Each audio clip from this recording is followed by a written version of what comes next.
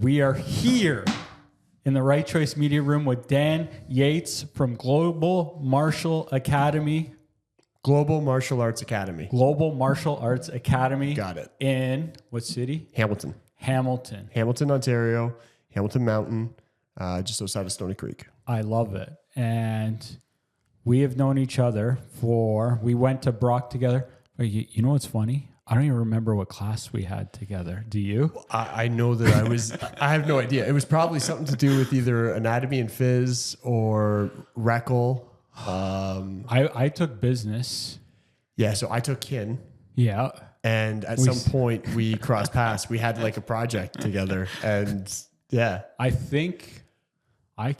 I literally can't remember, but I think it was a summer course and I feel like I was filling the gap with something. Oh, you know what? Yes. Yeah. It was, I needed an easy credit. And I did earth science. Was it the earth science one? I did Jocks one? Yeah, I did earth science where we just learned about sand and rocks. And I'm pretty sure that's where we met. That's hilarious. That's going back. Yeah. And we haven't hung out since, but we've always stayed in contact. Yep. And had good conversations. We've already been talking for over an hour upstairs. We finally came down here. Crazy. I thought that was the podcast, actually. It was up there. I've got nothing left to talk about. I'll see you later. Yeah, no, I'm sure. But it's sweet. Like, I wanted to have you in because you guys have got this sweet business that I'm hoping that you can tell me a little bit about, because this is completely different. Like, I've been focusing on health for on and off, more on now than lately. And like this is something really cool because you guys, I don't even know. Let's talk about it. Yeah. So I'm here. You've been doing that since how long, and what position are you? So in short, my dad, he had a school in the early 70s. Oh, wow. So he was actually one of the first. I'm not going to say he was the first because you never know what you don't know. But he was definitely amongst one of the first quilos, which was a slang term that the Asians gave non-Asians, and it meant round eye. Still does. Yeah. And he was permitted to train in martial arts in Chinatown in Toronto in the early 60s. And this is way before a generation of, inclusivity and sharing and everything like this. Right. And it was only because of a relationship that he had with a senior martial artist who was the vice chair of of Judo Canada at the time. And it was because of that relationship that he was admitted into training. And they hated it. But really? They did, because he was an Asian. That's right. Interesting. So they, and he wasn't the only white person at that time, but there certainly wasn't a lot of them. And so he started earlier. He had an earlier opportunity. And as a result, he opened up his own school in 1972. No way. And so I wasn't born, of course, until 87. Mm-hmm. So by the time I came along, he had already closed his school and went into a different occupation.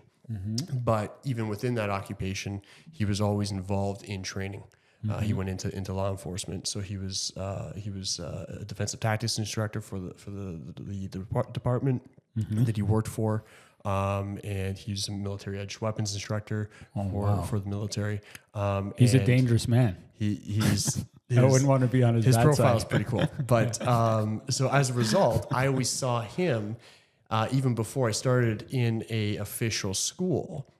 I always saw him either training individuals or groups at our house, or if I was ever allowed to go in and just kind of like, peekaboo through the door for 5 minutes and watch dad at work if he was working with units, I was always fascinated with that. Coupled with the fact that I was a kid in the 80s and I wanted to be a Ninja Turtle and or a Power Ranger. So like who didn't, right? So then I started recreationally training with him when I was about 4 or 5 years old at home. Really? But it wasn't anything serious. It was just, what kind of training? It was more just like basic kicking, punching, holding your hands up, very much like kind of what I do with my daughter right now at home, right? Like she doesn't know, like she knows that we're doing karate, but she doesn't know that it's Wadokai karate, which is the lineage of karate. I don't even know all the different martial arts. Yeah, there's it's basically just bloodlines and lineages. Gotcha. So different regions have different styles and whatnot. So, but yeah, so I started officially in a school in the mid 90s. And of course he had closed down his school, a decade and a half prior to that. And so he didn't want me to lose interest. And so he put me in a very credible school at that time. And that was kind of the start of my official martial arts training, even though I had unofficially done things for a couple of years leading up. So I wasn't completely brand new when I actually started, but I had a decent foundation. Interesting. Yeah. So now for me to start understanding the landscape a little bit. Yep. So how do you even say that? So Wadokai. So originally Wadokai. originally referred to as Wado-Ryu karate. And then around the year 2000, Supreme Instructor Mashiro Shintani, who was the head of Wadokai for North America, he was appointed that by Hironori Otsuka, the creator of the Wado-Ryu system. Right. Sensei Shintani wanted a clear difference between the American schools and the Canadian schools. So it was that the Americans would keep the Wado-Ryu and the Canadian schools would keep the Wadokai. Sensei Shintani passed away in the year 2000. So many of the schools started to follow that kind of that direction. But because he was trying to implement that during the same year that he had passed, the full transition didn't actually take place. Interesting. Yeah. So you'll still have like we're great friends with a Wado based school in the city of Hamilton. My dad and the senior instructor of that school, they're very, very good friends, and they go by Wado-Ryu. And we go by Wadokai. Gotcha. So a little bit of history with karate, because like I've never done any training or anything. I have some friends that have done stuff, but going back to the history, karate came out of China. Correct. All martial arts. Yeah. Like whether they're Filipino, Korean, Japanese, Okinawan, people say that's part of it, but they're right. It's like telling a Sicilian that they're Italian. Right. So it doesn't matter. If you look at any of the martial arts historically, you can trace them back to China. You can trace them back. How far back? You could trace them back thousands and thousands of years. Really, yeah. eh? Yeah. So and I mean every art has its own, you could, especially being online, like the forums will just light up with, arguments back and forth. But at the end of the day, you can trace any martial art back to thousands of years. Yeah. Lots of tradition. And I mean, even though you're looking at something like, let's say, for example, Brazilian Jiu-Jitsu, for the sake of numbers, has been around for about 100 years. Okay. So it's like kind of the baby of the martial arts world. Incredible art, beautiful art. We offer it at the academy. But in the realm of taekwondo or karate, regardless of the fact if it's wado or goju or shotokan or shinto-ryu, these are all different branches, shoot-offs of karate. Right. But if you look at all of them, like it might be 300 years, it might be 600 years, it might be 1200 years. But when you start going into the Chinese history of things, it's not uncommon to see things thousands of years back. Interesting. Yeah. What are some of the basis of karate? Because as far as I know, it's more. Is it more self-defense? It's not like people don't learn karate to go start bar fights. You hope not, but that's not what the history Right. Some of the history. How do you know that type of stuff? Yeah. Yeah.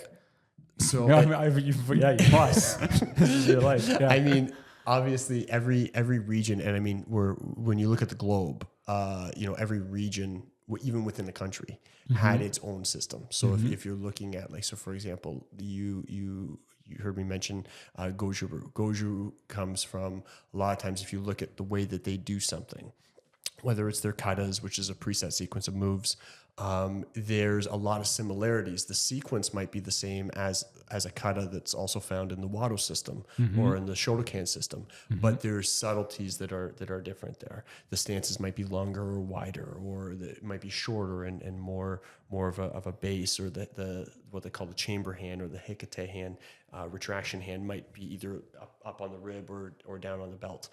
So it's a lot of times you can look at something and say, oh yeah, that's kata ABC. And even though we call it ABC and you call it DEF, we have the same sequence, but there's differences there. So when you look at the regions, like the people that do Goju, many of them, they were on boats. They were sailors. So naturally their stances had to be longer and wider because they were training on a boat. No way. Right? Whereas if you look at somebody from like the regions where there's the hills, they predominantly have a lot more hand techniques than they do kicking, because who the hell is going to want to kick when you're on a mountaintop? You don't want to roll down. Yeah. So when you look at the terrain and the regions in which these arts kind of flourished out of, obviously it was tailored to the people of that land.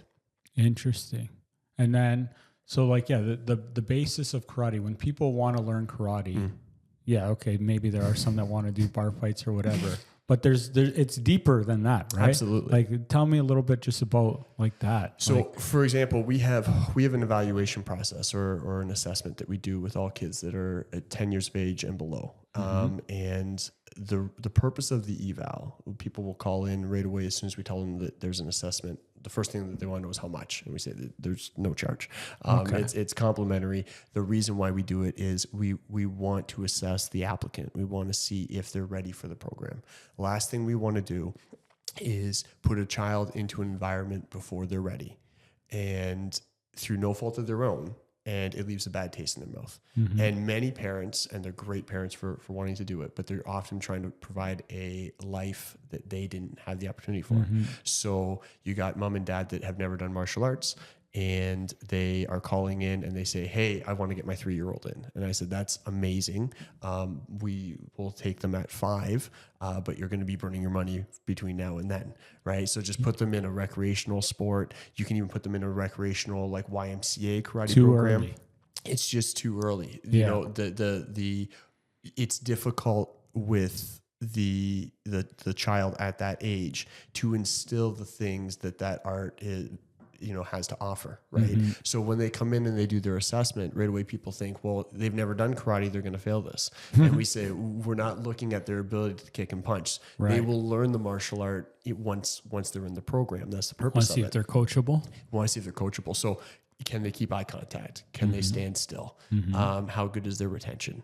Do they know the difference? Can they distinguish the difference between their left and right? You wouldn't believe how many kids can't do that, right? Yeah. We'll say something like we'll break down that there's a difference between, this is what a quarter turn looks like versus this is what a 3/4 turn looks like, right? Because when I'm teaching a kata, we use the words interchangeably between English and Japanese. So if you're still struggling with which one's your left hand, and I say, right Zankusa dachi, left Gidambarai, and you're going, I'm not even sure which is my left foot, right? We're setting that kid up for failure at that point, right? And then what ends up happening is they don't enjoy it. They end up having a bad taste in their mouth. They're frustrated. They quit. And it just becomes a thing that 20 years ago they did that they never enjoyed.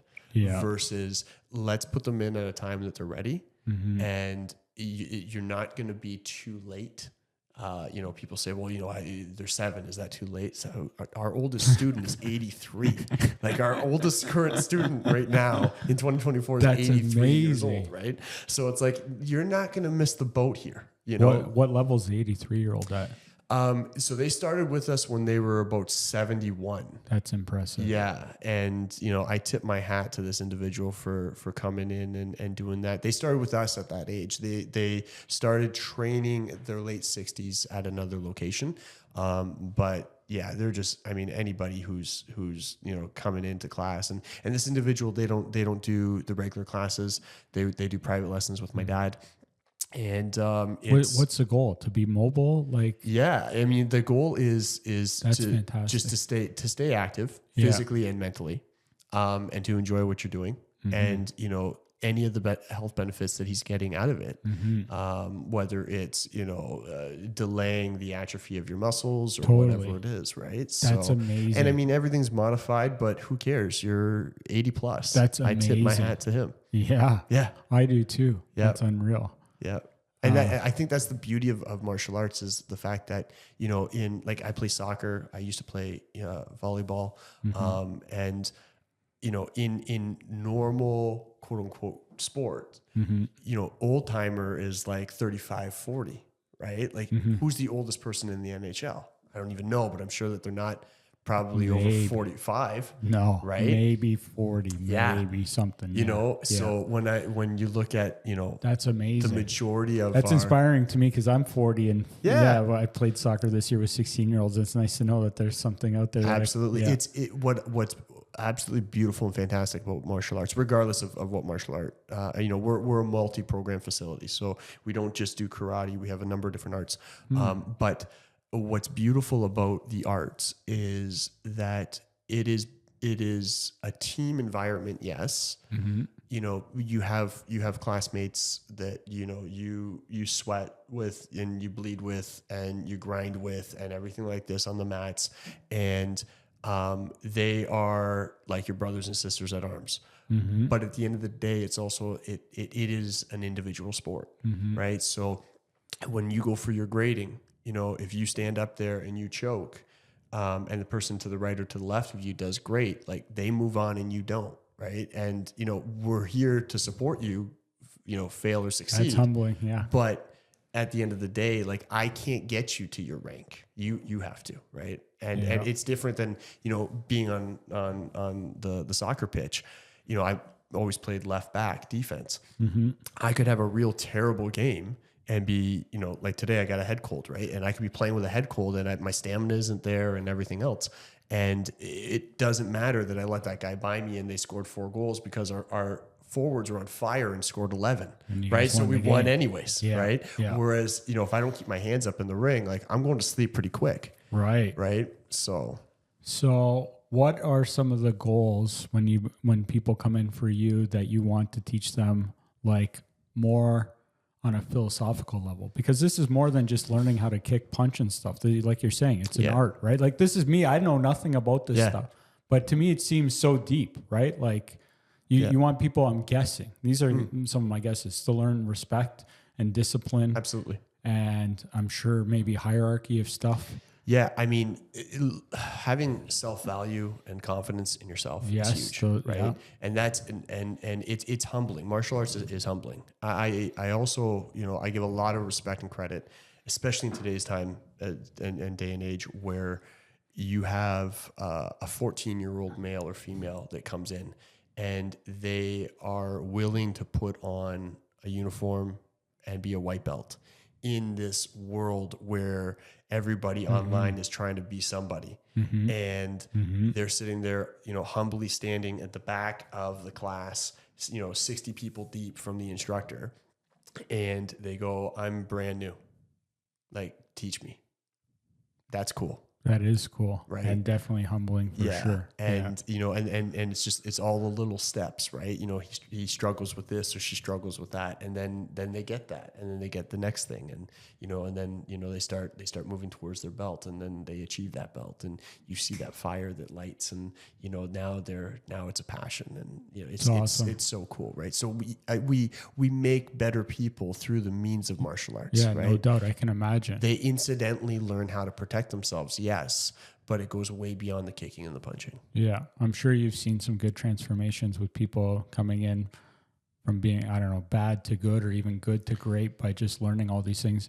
What it's helped making me think of, like, my dad way back was born in Spain back in 38. And it like going to the army was mandatory. And like, he used to tell me that he thought that, he probably said every guy should go to the army as part of their life, because you learn a lot of discipline and a lot of stuff. And he's like, even like, he's been gone 7 years now, but he taught me this 35, 40 years ago, these things, saying like how good that was. And I just think of like that being relatable to like this, learning a lot of stuff on how. So the icing on the cake and kind of going full circle with me starting off by talking about, global and predating global with my dad. My dad and I, we created the company in Global Martial Arts Academy in 2005. Nice. But as we mentioned in the podcast, that he got involved in martial arts in the 60s. He got involved because he was a sick kid. So he had terrible health. They didn't have any of the understandings. He suffered from migraines. He had bad respiratory. He didn't have a lot going for him as far as the stamina goes, the muscle mass, everything like this. And back in the day, like it was like, well, if you can't play football, what good are you, right? And so it was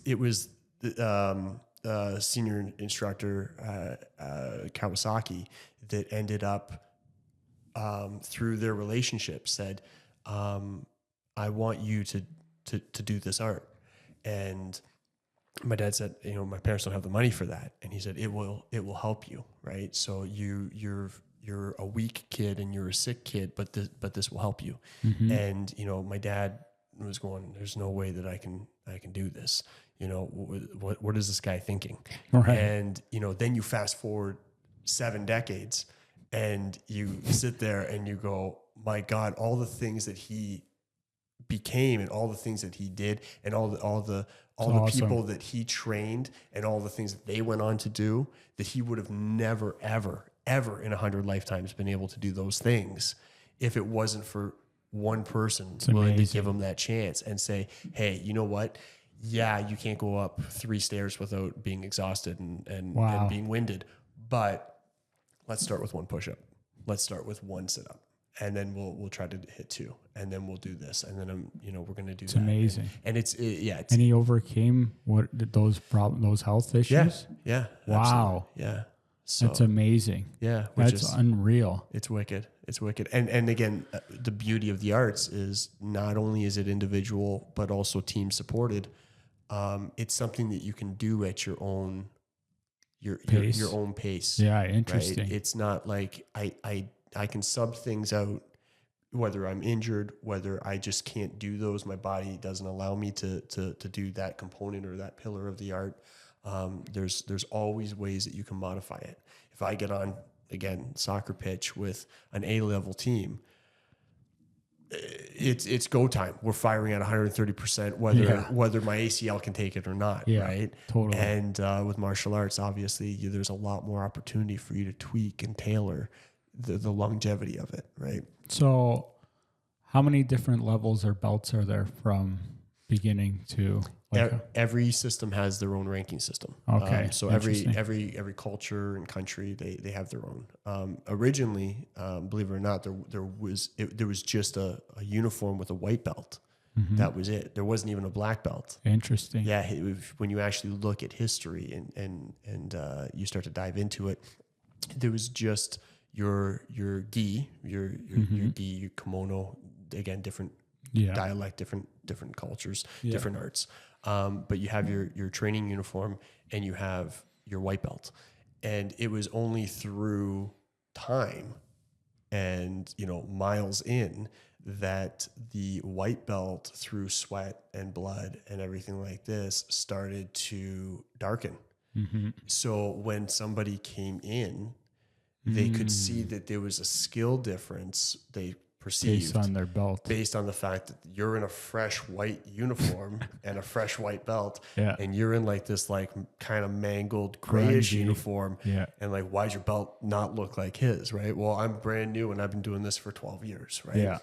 So then the black belt kind of became like the image for an instructor. I've never known that before. And then it was the West. That's so again, you when you look at kind of how things progressed, it was just the white belt, and then it was the white and the black belt, and you were a student, and then you were a senior student and advanced student, and then eventually you received your black belt, and that you just went from white to black, but it was over the span of 10, 12 years, right?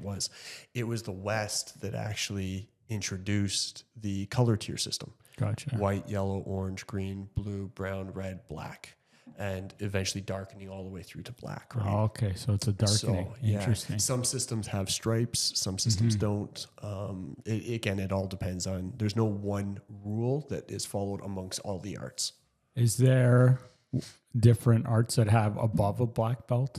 Yeah. So every if you look at a traditional system, traditional being, karate, taekwondo, anything with like the color tier system, then there's always degrees to the black belt as well. Yeah, that's what I've heard before. Yeah. So third degree, fourth degree, right? Degree and Dan are interchangeably. So Gotcha. if you ever hear like second Dan or second degree, it's the same thing. Gotcha. Yeah. So typically speaking, again, I'm generalizing here. But generally speaking, there is, for whatever rank you are, so let's say you're a first degree, you would typically have to stay active at that rank for your rank, which is 1 plus a year and a half to 2 years. Really? So you're looking at about 2.5, maybe 3 years from first to second degree for eligibility, if you're in a credible school. In the black. Yes. Wow. So it's hilarious when I talk to people that there's legitimate schools, and then there's what we call McDojos. And those are just kind of like, how much money you got and what rank do you want to be? Right. Yeah. And, but it's hilarious when I have a conversation with these people, because they'll tell me their rank and I'm like, mathematically, you have not been alive long enough to be that rank. Right. This isn't. And they're like, well, what do you mean? And I'm like, well, you just said that you're, this rank, and, you're 28 years old. Yeah. They're like, yeah. And I'm like, okay. Yeah. So, unless you started training when you were -4, this is not achievable. That's hilarious. Yeah. Eh? So now yourself, you said you started pre. And like, I want to hear a little bit about, like, because I'm sure you've competed in different things. So I'd like to hear a little bit about that. Yeah. So the majority of my competition years were in the ITF, the International Taekwondo Federation. Okay. There's 2 lineages. We talked about a couple different lineages already. So Taekwondo is Korean. Yeah. Karate is Japanese. Oh, okay. I started, my base art was in Taekwondo. Okay. So even though we are, our strongest program is the karate program, and that's kind of what my dad is best known for, is a master within the Wado Kai system. My base art was in an art that he didn't know, because he put me into a school that had a great reputation at a time that he was injured at work, and he wasn't able to provide any training to me. So he didn't want me to lose interest. So he put me in the school. So my initial ranks were in a system that he didn't know. Interesting. Yeah. And so most of my competition years were done within the ITF circuit, the International Taekwondo Federation circuit. Is that like the main one? You got 2. You have the ITF, and then it's hilarious. You have the WTF, the World Taekwondo Federation. But basically, you got one that's kind of more kickboxing style. Gotcha. So you're using your hands and your feet. They allow more contact. That's the ITF. The WTF is what you see in the Olympics, where they're wearing the chest guards, predominantly kicking, hands are at the side, very little punching. And they're generally speaking light to light middle contact. Gotcha. So let me interrupt here too. This is because I don't even know how a karate match is structured. Yep. So like, is there rounds? Is there points? Like I have great questions. Like I have no idea. Great questions. I hope you know that when you launch this podcast, nobody loves to hate more than martial artists. So when you upload this, I know that there's going to be so many people coming out of the woodwork, going, "Well, my little Johnny says that this and that." I've had a little exposure to that stuff. But So there's 2 main ways that you can conduct sparring and fighting matches. So in the karate world, especially in Canada and the US as well, it's predominantly point fighting now. Okay. So it's usually first to 3 points or first to 5 points, depending on the skill level of that division. But then you also have continuous matches. So continuous are kind of more like, even though the same point values are allotted, it's irrelevant. You don't stop at a certain point. You stop when the time ends. Gotcha. So the idea to point fighting first came about with the idea that, one punch kill, one kick kill. Well, that was great when masters would stand in front of their cattle and they would punch bull in the head and kill it. I don't know anybody that's doing that now. So the idea of one punch kill, most people don't have that ability. Right. So they went to this point fighting system that in many ways has become like a glorified game of tag. And even though they're really quick, they usually don't hit with a lot of stopping power because they're trying to be first to touch. And that's generally all they're doing is they're touching, right? Interesting. So you could have a match that ends in like 12 or 13 seconds because it's like 3 points, right? So you start them off and they'll blitz and they'll like basically sprint forward with like a technique. And it's like half the time they're like falling on you, trying to like touch the body. Yeah. And so we don't love point sparers, obviously, because I mean, there's value to it for speed and agility and initiation speed and all of that. But usually point fighters don't do very well against true continuous fighters. Because even if you're first to get, if you haven't stopped me, there's a lot more coming down this railway track at you. Especially when you're used to doing like 3 2-minute rounds or 3 3-minute rounds. That's a totally different animal, right? And point fighters, even though you can have long matches that go, 2 minutes, 3 minutes, or whatever it is, it's rare in comparison to having a match that's under 60 seconds. Right. Whereas for continuous fighters, if they knock somebody out in under 60 seconds, like it's the best day of their life. That's the shortest match they've ever fought. Knock them out. Right. So like TKO style. You're asleep. Yeah. So then that happens. It did. It happened a lot more before. Early to mid 2000s, excessive contact became really pronounced in the province of Ontario. It's this is where I started asking some questions that are controversial. No, it's good. We needed to have the awareness to the repercussions of excessive hitting and head contact. Right. I think it's swung a little bit too far to the other side where now they're so worried about it that even in some continuous matches they're hitting like they're point fighting. Versus they're hitting. It's getting too soft. Exactly. I mean, I don't watch a ton of sports either, but anytime I throw on a hockey game, I'm actually going to a Sabres game now. It's not like I remember it growing up. It seems like it's, not a lot of hitting. Totally. I think there is still fighting, but it seems like it's a lot softer, more finesse. Yeah. Which, I mean, it's like, I guess, but the old school is a little bit better for sure. Absolutely. I don't know. And I mean, you have your ground arts, you have your throwing arts, and you have your striking arts, right? So not every art has sparring, like what we're talking about, right? Like judo, for example, they have their matches, but they're throwing. They're not striking. It's throwing instead of striking. Correct. Which art is that one? Judo. It's ironic because judo means the gentle way, but there's nothing gentle about it. They're throwing bodies into earth. Yeah. And so they're not throwing strikes like punches, elbows, knees, kicks, anything like this. But they're throwing each other into the ground. So when you were competing back before, there was still hard hitting happening. Oh, absolutely. Interesting. Absolutely. Yeah. And then partway through my competition career is kind of when like you had to start wearing headgear, right? It was optional, and then it was mandatory. Then you could no longer compete on like gymnasium floors or like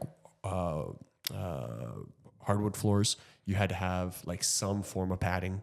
And then a lot of people, believe it or not, like especially in the kicking arts, the dexterity kicking arts, a lot of people when they miss pre-headgear, pre-soft floor, they'd knock themselves out because they're going down, right? And they're going down with a lot of torque and momentum, and so like if you land it, it's amazing, but if not, then it generally sucks. So I'm still trying to think too, karate. So striking is where the points come from. Correct. There's no throwing in karate. So in tournaments, no. Okay. So Wado, which is our system, Yeah. Wado of the original, there's 4 original systems to karate. Now there's more than that, but there's 4 original systems. Wado Ru, now referred to as Wado Kai, is one of those original 4. The thing that makes Wado unique compared to the other original 3 is that we have stand-up Japanese jiu-jitsu as an integral part of our curriculum. And because the creator of the system, Hironori Otsuka, was connected to the last line of the samurai. So like that, the movie, The Last Samurai with Tom Cruise, that was actually true to a certain degree. I don't remember the movie, but I'll watch it now. Yeah, with the creator of Wado. Interesting. He was connected to the samurai warrior, and the art of the samurai was stand-up Japanese jiu-jitsu. So it had joint locking and manipulation, throwing, as well as striking. So if you look at most karate systems, they have their katas, they have their sparring, and they have generally some form of weapons. In the Wado system, there's a huge throwing and submission component that is not found in the other karate arts. Interesting. So when we compete, because we're kind of like the rare art in that respect, there is no throwing involved in our competitions. We have weapons, we have like traditional weapons, usually farming weapons. And There's matches with weapons? No, but that would be awesome. They do have matches with weapons, but it's a different art. It's called Filipino Kali, and I absolutely love that art. Yeah? That sounds crazy. We offered at the academy. Yeah? Yeah, and it's... what are the weapons? Nunchucks? No, it's 28-inch rattan or bamboo sticks. Oh, okay. And it's double stick. Kali is interesting. It's a martial art that a lot of times utilizes the use of weapons and mixed weapons categories. So like single stick, double stick, stick and knife, chain weapon, whatever it may be. Where does nunchucks come into this? That's Teenage Mutant Ninja Turtles. And I'm pretty sure Jim Carrey. That's hilarious. That's not in any martial art? No, it's definitely in martial arts. It's just, we don't teach it because I'm generally not walking around with nunchucks. Yeah, no doubt. And it's also funny because a lot of people say nunchucks, but it's nunchucks. I say numb. Yeah, it's none. You and like I heard 80% of the world. none. Yeah, not numb, but nunchucks. None. Yeah. Yeah, it's like when people say judo chop, that's ridiculous. Judo is a throwing art. There's no strikes. So like there is no... So it's supposed to be karate chop? Sure, yeah.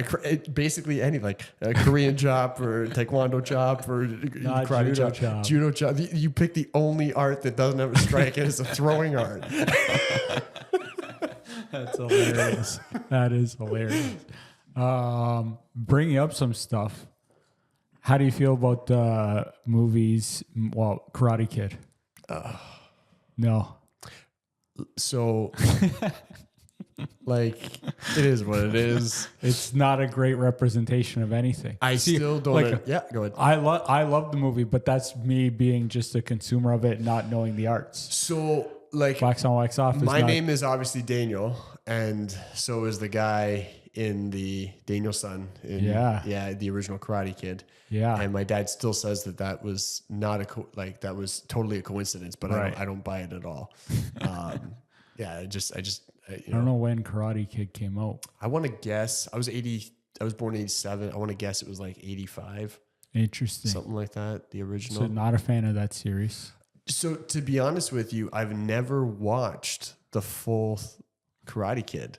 Like the OG, or because I don't even know how many there is. There's at least 1, 2, 3. Right. I've never watched. I know the famous lines and the famous scenes, but I've never sat down and watched the full, start to finish. Right. I feel you. People ask me about real estate shows too. Like I don't watch. Maybe a touch here and there, but it's like I know they exist, right? And I know that that Ralph Macchio is the Karate Kid, but like I never sat down and watched that. As a kid, I never watched it as an adult. What about Bloodsport? That's absolutely 100% a different story. That one's good. I love Bloodsport. Okay, because that's a classic for me It's too. a classic. Like every most martial arts that you see on screen usually are more for flash than they are real martial arts. Right? So it's like, do you want it looking like phenomenal or do you want it being true? Right. Yeah. So, you know, but Bloodsport, just because of, you know, the way the movie was done and the timeline that it was done way back when, like it's a classic, right? It is a classic. So is Karate Kid. I know that, but I enjoyed Bloodsport. Bloodsport's better. I haven't watched that one in a long time either. Jean-Claude Van Damme there, but now I want to watch that one too because that is a classic. 100%. Yeah, 100%. Yeah. It's cool too when you start to see like every, I'd say every like half decade to a decade, you'll have like a new sexy that comes out in the martial arts world. Yeah. You know, it was like in the 90s, it was Taekwondo, and then you fast forward into like the early 2000s, and it was Muay Thai, or otherwise known as Thai boxing, and then as you tip towards like the 2010s, it was all about Krav Maga. And then whether it was like standard or like commando Krav. And then, I did one of those lessons. Oh, no way. Just one, yeah. That's awesome. I took the team, yeah. Sorry. That's wicked. Yeah. And then, you know, now it's Brazilian Jiu-Jitsu is, you know, and you know, all these systems are fantastic, especially BJJ. I have so much respect for the practitioners and the art itself. And that stands for? Brazilian Jiu-Jitsu. Okay, yeah. Which is different than Japanese jiu-jitsu. So up until, you know, the last 15, 20 years in the martial arts realm, if you said jiu-jitsu, 100% of the time, people are going to assume you're talking about stand-up traditional Japanese jiu-jitsu because, like I said, BJJ is kind of the baby art. It's been around for about 100 years. Right. But it hasn't really become popular since, you know, 93, the UFC, when it really made its debut. So by the time it trickled its way up here to Canada, you know, you're looking at probably the late 90s. So you never had to specify that something was Japanese jiu-jitsu or Brazilian jiu-jitsu. Right. But now when you mention jiu-jitsu, 100% of the time, somebody is going to assume it's BJJ, even though you got Japanese jiu-jitsu that's predated it by 1600 years. Right? Interesting. So, yeah. How do you feel about UFC? I liked it better before. Right. I feel like, and I mean, granted, I would not want to get into the cage and, you know, bang it out and throw it down with these guys. But I just feel like, generally speaking, the quality difference they stood out more in the past.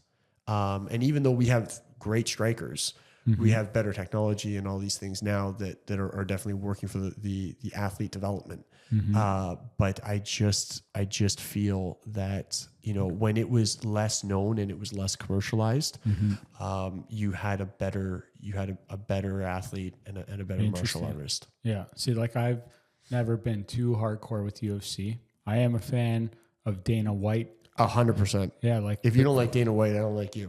That's. Well, I'm sure there's a bunch of people because he's not scared to express his opinion. I love it. Yeah, and like from a business standpoint, I like to see, like I love people in business, so it's sweet to see that he's grown that thing. He speaks his mind.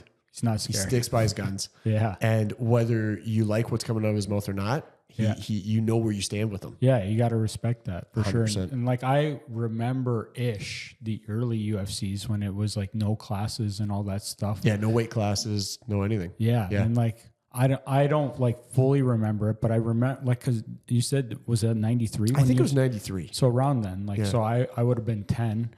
And yeah, like I remember some of the early stuff and like, yeah, it was like really interesting to see some wild fights between two completely different athletes. Or totally. Even, I don't know, some of them didn't look like athletes. Yeah. But what I wish we saw a little bit more of, excuse me, was the diversity within the arts.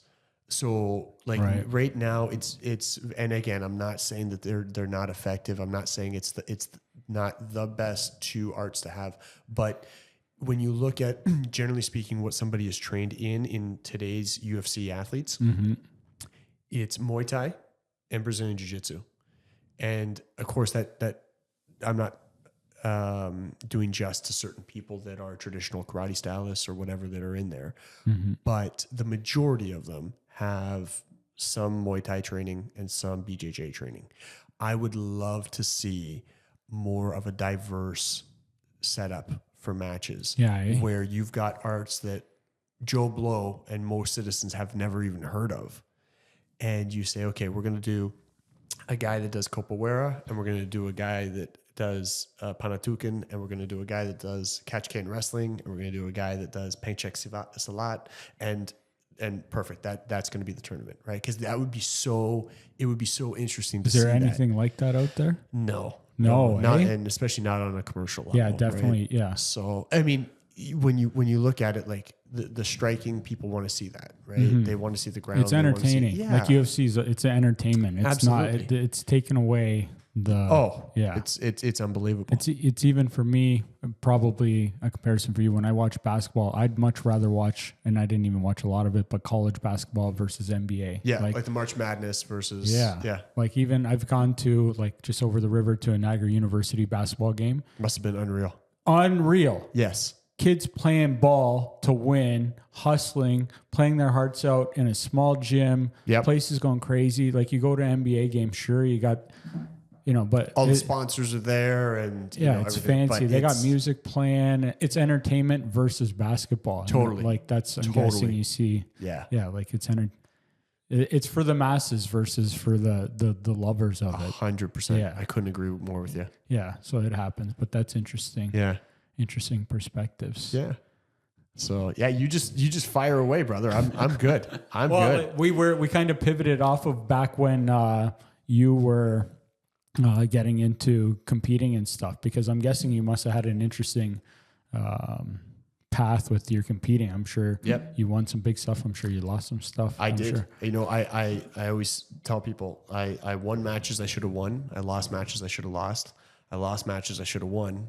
And I won matches I should have lost. Yeah, right? So we got into that. Maybe said that last one wrong. No, it all came out right. Yeah. Because so when you were competing, were you doing the point or the times? Continuous times. Yeah. Okay. So we typically different standards for different level competitions, but generally speaking, at that time, it was usually either a 2-minute round, a single 2-minute round, or a single 3-minute round. At the color belt level. So in the mid and late 90s, that was typically what I was fighting, was either for every opponent that I was called up against, you're fighting for either 2 minutes or you're fighting for 3 minutes. It doesn't sound like a lot, but tournaments used to be a lot bigger, because now you have all of these federations that have popped up, and the overall population of the athletes have been divided between these organizations. So when there was only 1 or 2 groups before, it wouldn't be uncommon at all to have your tournament division have like 50, 60, 70 people in it. Wow. So even if you're fighting a third of those people, when you make it, like the people that make it towards the end. How many fights in a day? Well, yeah, that's just it, right? So like the biggest division I ever fought in had 108 people. So what, you got to fight and that in one day? No, that ended up being like a 4-day event. Okay. 3-day event. Still tons. Yeah. Talk about fatigue. Holy. Yeah. And my dad always says, and I agree, like if you ever want to like beat the hell out of a martial artist, just like stand outside a tournament venue and like pick the guy with the biggest trophy or medal and just like you'll get him. Just like throw something out and you'll knock. He's got nothing left at that point. Right. No doubt. So you competed in those starting at age 8.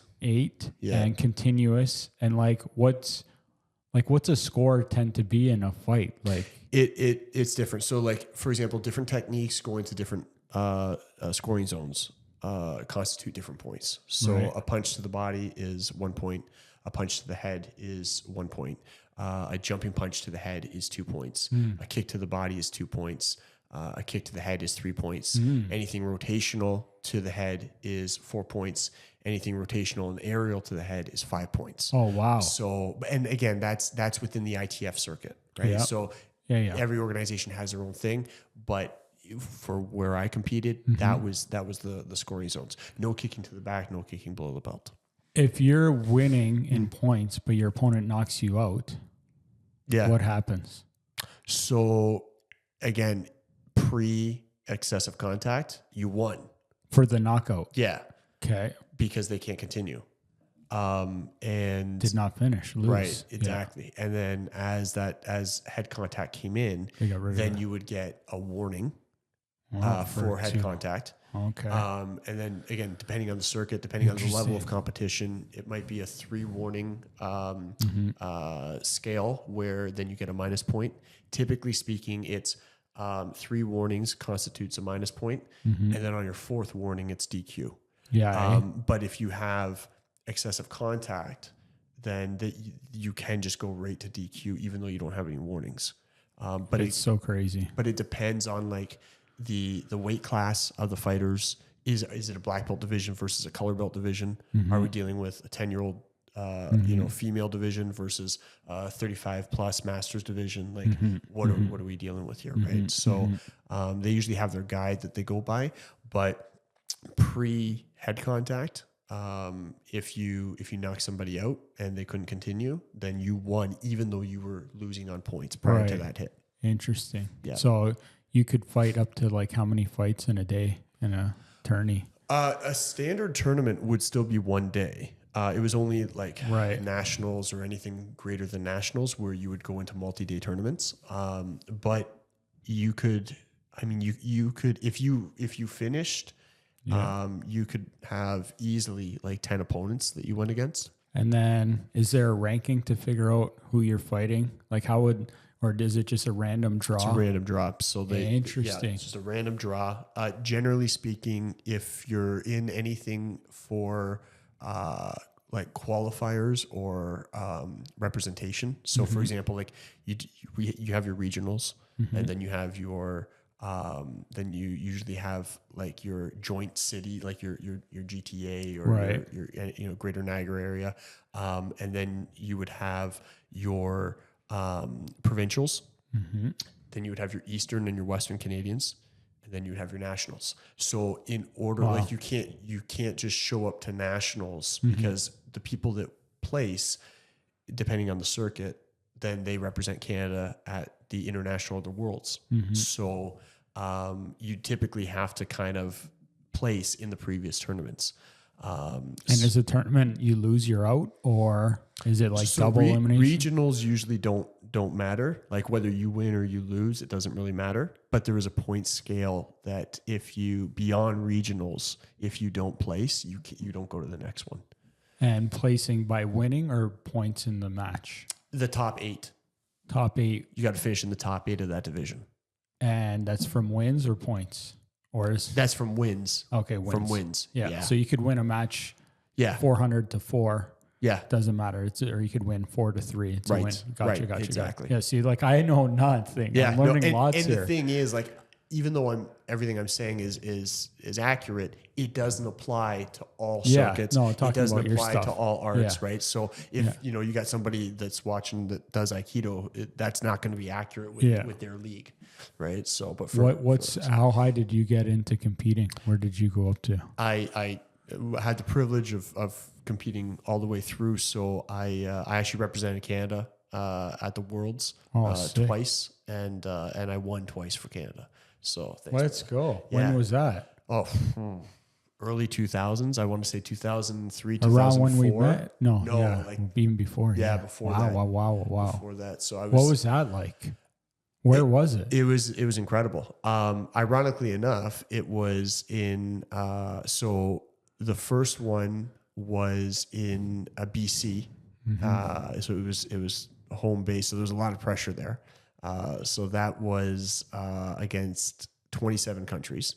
Really? And I can't remember if that was 2002 or 2004 or something like that. But I was definitely in high school or just finished high school. I wasn't at university yet because I took a 3.5-4 year break from when I graduated to when I started Brock because Dad and I created had opened Global like a brick and mortar together. So it was somewhere in that timeline. And so the nationals was in BC, or sorry, the worlds were in BC. That was against 27 countries. And then the following year was in New Haven, Connecticut at Good pizza at out there. I Yale. haven't had yet. Oh, really? That's what I hear. I haven't tried it yet, but it's like renowned. Really? Yeah. No way. Yeah. You would know. Yeah. Yale. And it was at Yale. No shit. And that was really cool. And that was against 37 countries. And fortunately, both years I won. And On the world level. yeah. And so whatever division you were in, you're Taekwondo, world champion. Light middleweight champion. Yeah. Bro, that's wild. I didn't even know that. You might have told me that. I just knew you were really good, but that's unreal. I mean, you know what? At the end of the day, there's always somebody better. There's always somebody that can do something greater. But yeah, to be able to wear the Canadian flag on your uniform, hold the Canadian flag on a podium, and it didn't have anywhere of the spotlight that it now has, like martial arts now versus then. Right. But having my dad there as my coach, and my father, with all my other teammates, and that was back in the day. It was pre-iPhone, so it was probably 2004, 2003, and my dad had like a $3,000 like camcorder that he bought for Future Shop, and it's grainy as hell, but like those things. There's footage of it too. That's awesome. Yeah, my dad, he always did what he could to film, but also coach at the same time. Right. And but yeah. What are some of the countries that are like known for being really good at? Great question. Yeah. Great question. So again, it all depends on the circuit. Like point fighting is going to be different. They're going to have a different set of countries versus continuous. Typically speaking, in the continuous realm, the Slavic countries do very well. Canada used to do really great, but since we implemented the excessive contact rule, back when, we've dropped off a little bit because when you get to the world level or the international level, even the Pan Ams, they don't have that. So you got guys that it's game on. Yeah, you have people that only know that tactic, and then you have other people that have never been hit like that before, and they usually crumble under pressure. Totally. So interesting. So Canada was always known for having phenomenal strikers, and now, unfortunately, just because of that, not so much. But Russia, obviously, Poland, China. No, Japan? Generally speaking, Japan. Yeah, Japan more than China. Brazil. They're tough. Yeah. Yeah.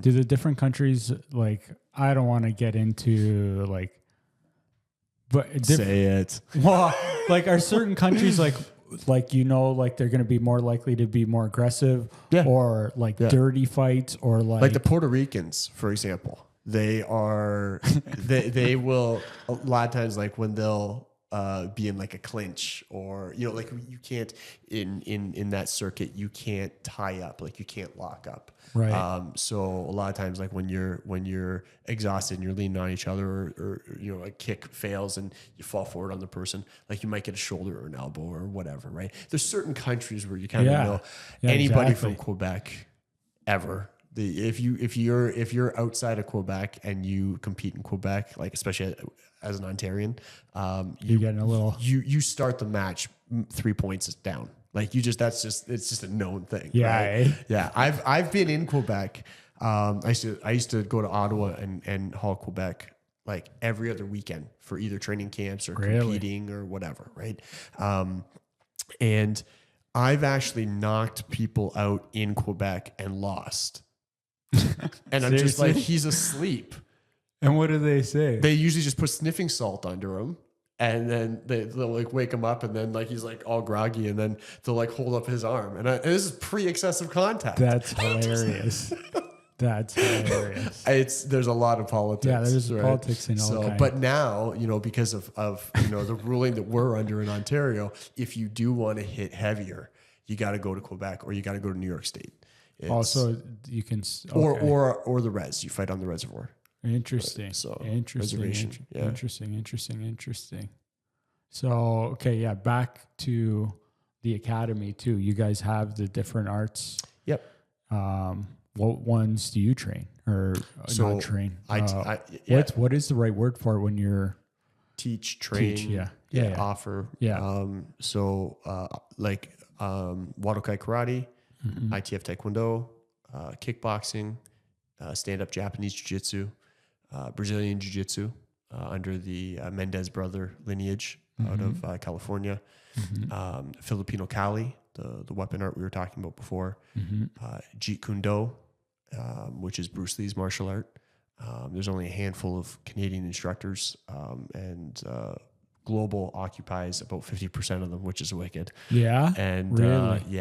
and it's you guys are legit. You're a lot less likely to run into like a Filipino Kali instructor or a Jeet Kune Do instructor than you are a karate instructor or a kickboxing instructor or something like that. And then what else? Canadian Combat Arts. So Canadian Combat Arts was a martial art that my dad was granted permission to train just because of his experience and his rankings in multiple different systems. It's a system that is very unique because it is based around Canadian legislation. It's the only martial art that is, within being in law enforcement, having to justify the use of force continuum. That's incorporated right in there. So it's actually the only art that is based around Canadian law, but also not only teaches you the hands-on, the DT, defensive tactics end of things, it also teaches you how to articulate yourself in court. Really? Yeah. So it's very unique in that respect. So like in court in the event? Yeah. Interesting. Because again, like there's a lot like, Krav, for example, beautiful art. It's highly effective. But you can't justify doing a lot of those things in a lot of situations. Right. For the people that it was designed for, it's amazing. But many of the people that are being trained in it are not those people. So you turn around and you do something, as a response that you've trained.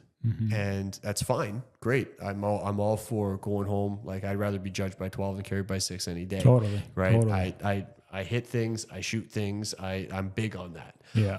But you also have to know that there's a repercussion to every action you take. Totally. And if you think that there's not going to be a point where you now have to go and justify, you're wrong. Right? Yeah. So interesting. So with all these different offerings too, how do people decide which avenue to go down? It's a great question.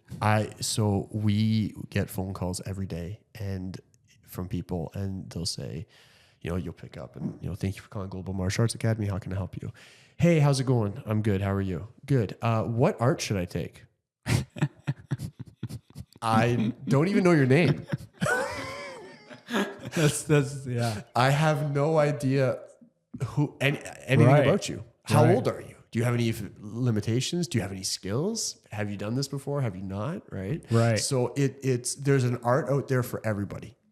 And it really comes down to what does that individual want to get out of it? Is it something that you just want people that, are good people that you can learn, some basics with? Or is it, I want to get in shape. I want to, I had something very unfortunate that happened to me and I want to make sure that never happens again. Like people come in for all different reasons, right? So we usually have a difficult time on the phone unless they reveal something to us, because otherwise, you're just throwing a shot in the dark. Totally. Right. And then do some people like learn multiple at a time? Yeah. We have a number of our students that cross train.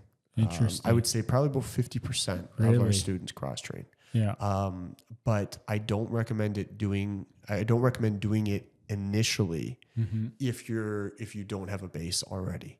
So a lot of times, like, you'll get the 30-year-old that will come in or the 40-year-old that will come in and he'll be like, hey, I always wanted to do this and I never did. And now I'm going to, so I want to do, program 1, 2, 3.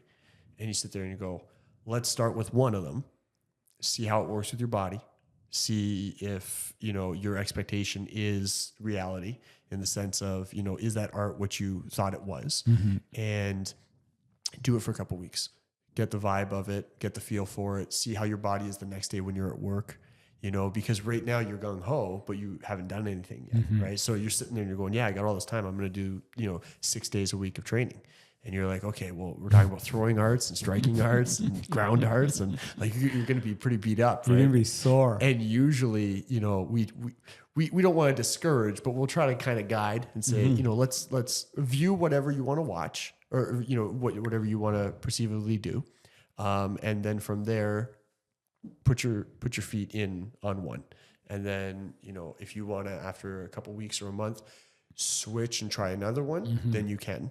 Yeah. And Don't then- start multiple at once. No, because No. those people, they last like 9 days, they burn out, and Totally. they just can't do it. Yeah. right? Makes a lot of sense. If you're coming from a standpoint where, you know, I did this, I achieved a certain level, I haven't done it for 10 years, I want to get back into it, and also you got a cardio class because I'd love to get my stamina back up. That's a totally different What's story. a cardio class? What would that be like? It's usually like a cardio boot camp, like a kick aerobics cardio kickboxing class. Interesting. Yeah. So, Interesting. yeah, we actually just recently closed ours because some of our other programs were expanding and we needed to occupy those time slots. But we had a fantastic body blast. That's what we called it, a body blast. Good class. workout. It's really good. Yeah. Really good. Interesting. Yeah, Now, three times a week, 45 minutes, and if people are sweating and smiling, it's a great remedy. no doubt. Some of the stuff I've seen on the TV, which I don't know is real or not with karate, Okay, is probably not. like chopping wood or bricks or stuff. Yeah, Is that fake? no, it's real. Okay. But it's not always. There's different types of boards that people use. So, for example, like we always broke when we were doing board breaking. We always had to use 1-inch pine, and you know, there's a certain density to it. There's a certain thickness to it. You have to hit it a certain way. They say with board breaking, like something always breaks, and sometimes it's the board, right? Because if you hit it wrong, it's the joint that you hit it with, right? Yeah, interesting. So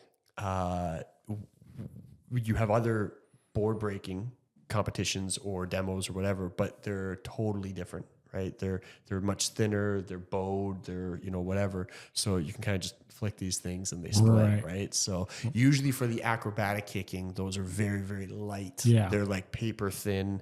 You know, if you look at them wrong, they fall Yeah, apart, right? yeah. Versus like the actual power hitters where they're going through like inches of wood.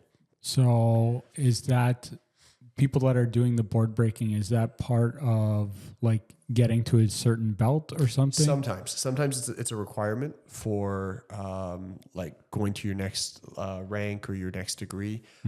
With us, it isn't, just because there's been so much kind of like fluff put on that we really want to make sure that our guys know how to take care of themselves. Yeah. And, you know, they're going to be hitting bodies. So hit those bodies really well, let them drop, you know, feel that through your hand when you hit them and that guy sinks, you got it. Right.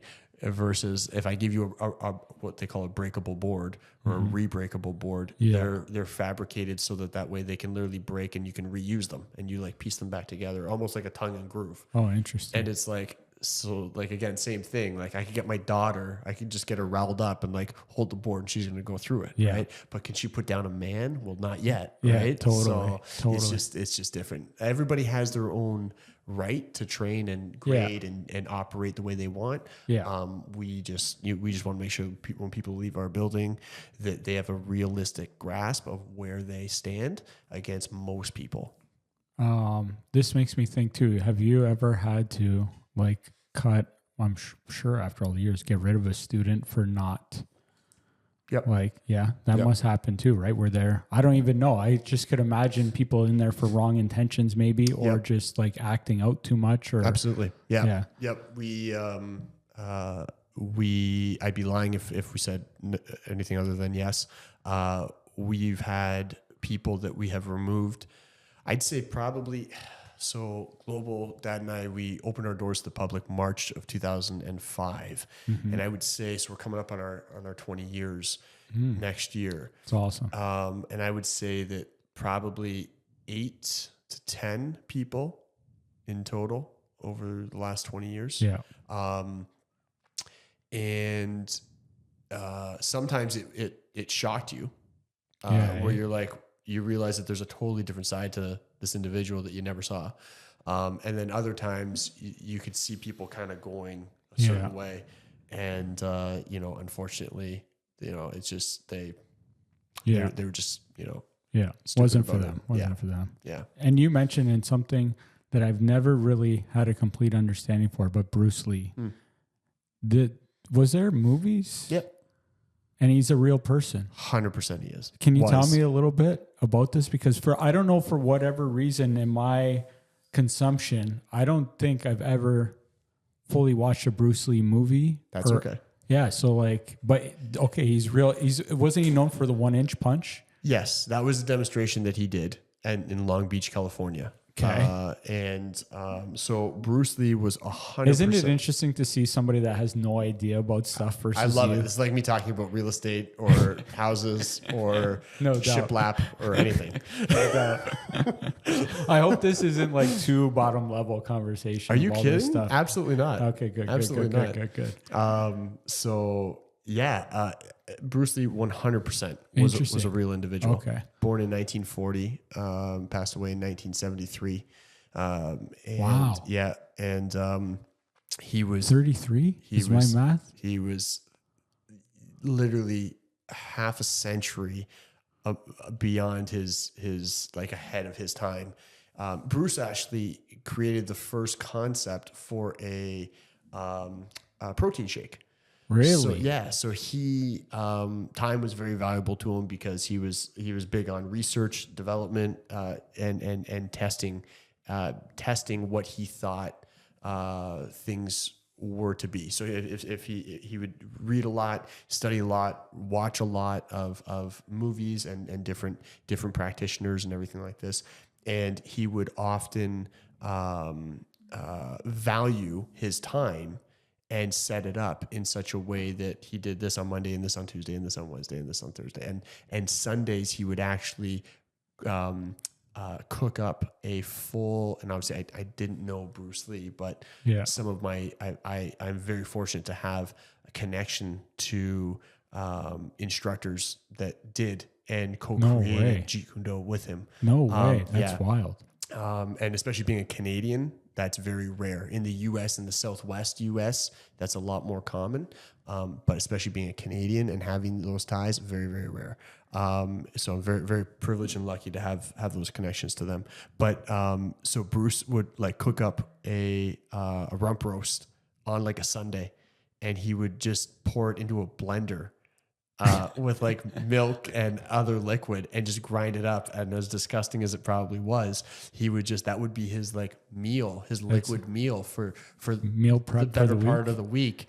And until it went bad. And that was just so that way he could train more and research more, and he didn't have to allot that time to cooking. Really? And that concept of like meal prepping and taking something that you would normally eat, fork and knife, and putting into a liquid form, Bruce actually created that. Sounds like a bit of a maniac. I like his style. 100%. He's 100%. So he was 33 when he died. Yeah. Well, how did he die? A lot of speculation. As far as whether it was natural, whether it was planned. There's so many theories that say that it was the Asian culture and population. Right. It was the masters of certain arts that, because he was about sharing to Quilos, because he was about sharing to the non-Asians, they didn't like that. Interesting. Other people say no, it was natural. Other people say it was a bit of both.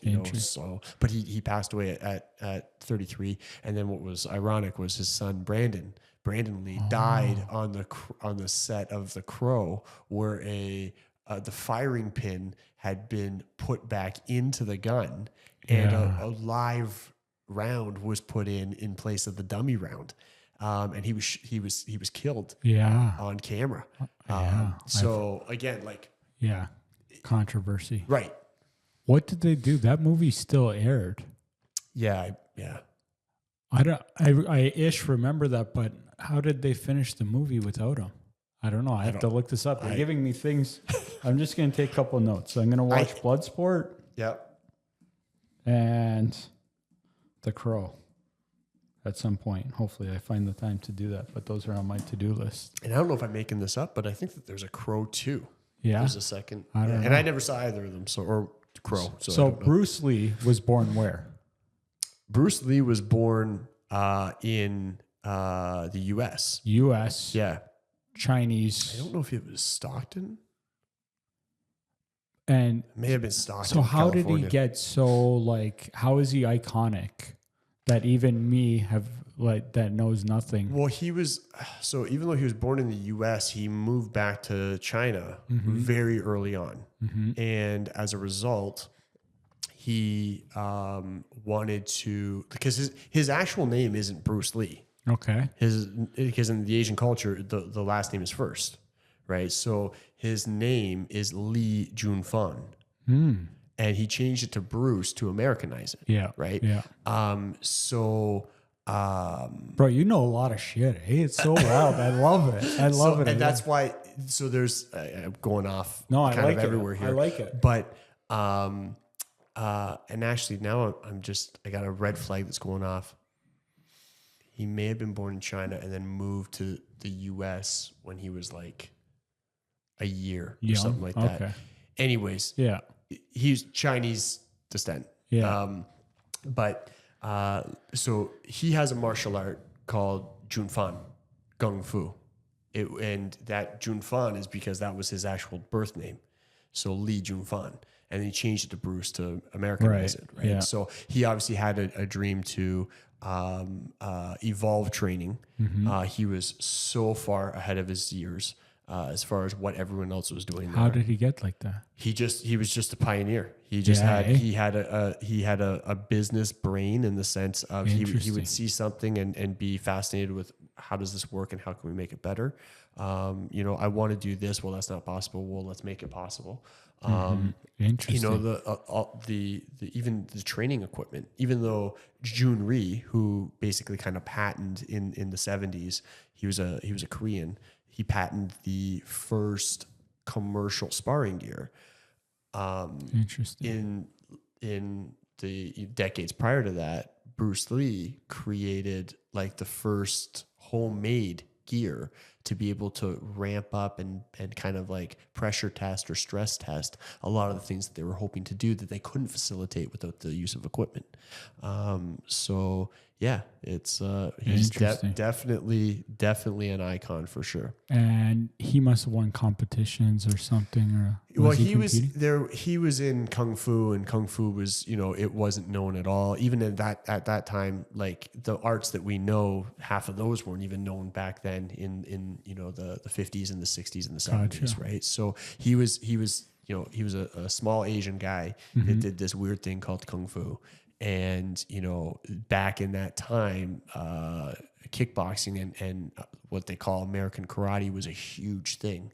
So he already looked different just because of the uniform he wore, the way he looked, the way he talked, and his style, right? And Kung Fu is so very different from, it's what they call a soft style. Not saying soft as far as weak, but it's got a very circular, soft, passive, that they revert into like power shots that unless you know it, when you come from a standard striking art, boxing or karate or kickboxing, it looks like you're kind of doing a dance.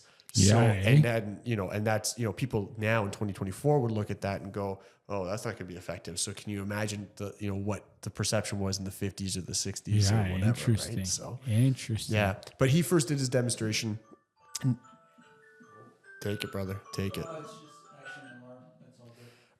He first did a demonstration, I believe it was 1964 in Long Beach, California, and it was the American Open Championships, and it was there that he first debuted his 1-inch punch. And even though for the demo, he had the guy standing there and he would put his fingertips on him and he'd hit him, and the guy would go flying back into the chair. In reality, when he hit him, the guy fell, and Bruce always said, like, why would I want to chase this man after I hit him? Like he goes backwards for theatrics because we're in a stadium, right? We're in a gymnasium. We got stands all around us, and they can't see this from 200 feet away, but they can see him fly back 4 feet and go into the chair, right? And then slide another 2 or 3 feet. Right. So I think it was in 64 that took place. And it was there that a gentleman named Dan Inosanto saw it and said, I need to train with this man. There's something different about him. And Dan Inosanto is like my instructor's instructor. No way. And I've had the fortunate opportunity to be invited to the Inosanto Academy in Marina del Rey, California. And I'm one of only a handful of Canadian instructors that have had that privilege, along with my dad and some others. And Mr. Inosanto is the world's authority on both Jeet Kune Do and Filipino Kali. Wow. Because in the last 9 years of Sifu Bruce's life, Dan Inosanto co-created Jeet Kune Do, which is Bruce's art. Wow. Co-created it with him. And of course, neither of them knew that Bruce was going to die, at the age of 33. So when he passed away, of course, the art went to Bruce's family. And his wife said, thank you. I appreciate that. But his goal was to share this with the world and to have it evolve. He wanted it to be different than other arts, which are regimented and stuck in their ways.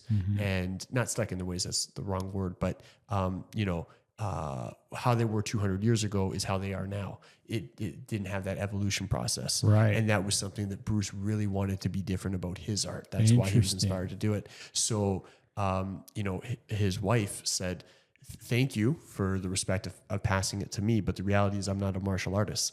And, if we have it, it will die with us and it will never be what it was intended to be. Right. You co-created the art. That's awesome. Yeah. You co-created the art with him for the last almost decade. And, please take that and continue that research, continue that growth of the art.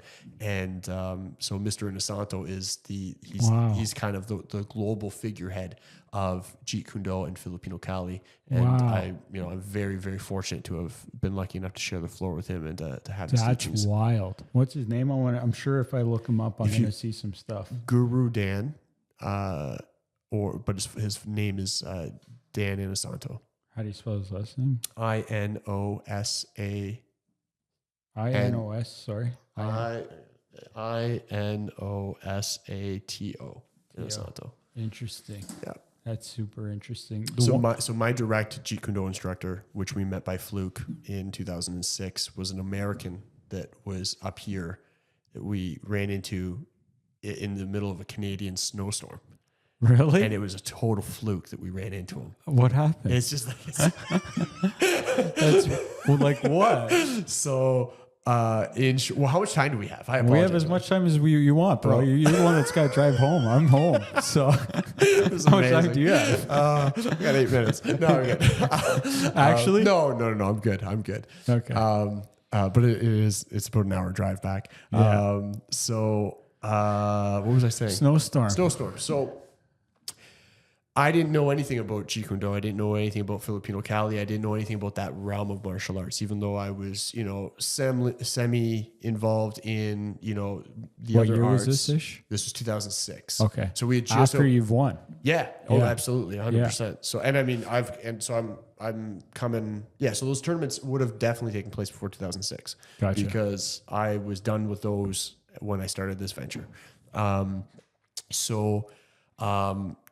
a 17-year-old-ish kid, and I'm, feeling real good about myself. Came off these wins, and I'm feeling awesome. I would have the biggest head on the planet. Oh man! And then I meet this individual that's just like humbles me like this, right? And I'm just, I immediately was like, I need to train with you, and I have to. You were different than anybody I've ever trained with, right? And interesting. So in short, what happened was we were supposed to host a seminar for a training course, and the instructor was supposed to come from Barrie, and this was like February of 2006, and bad snowstorm. We had people that had signed up that were mainly Hamilton, kind of greater Hamilton area, but we had a couple of people that were supposed to be coming in from Buffalo as well.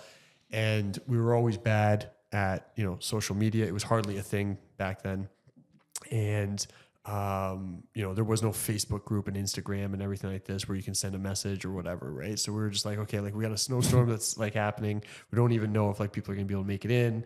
Like we live like 15 minutes from the school. It's hard for us to get here, but like, I don't want somebody to drive 4 hours, and then You're and not there. and then like they're locked out, right? So we go in and we end up getting a call from the guy that was supposed to come in to run the course.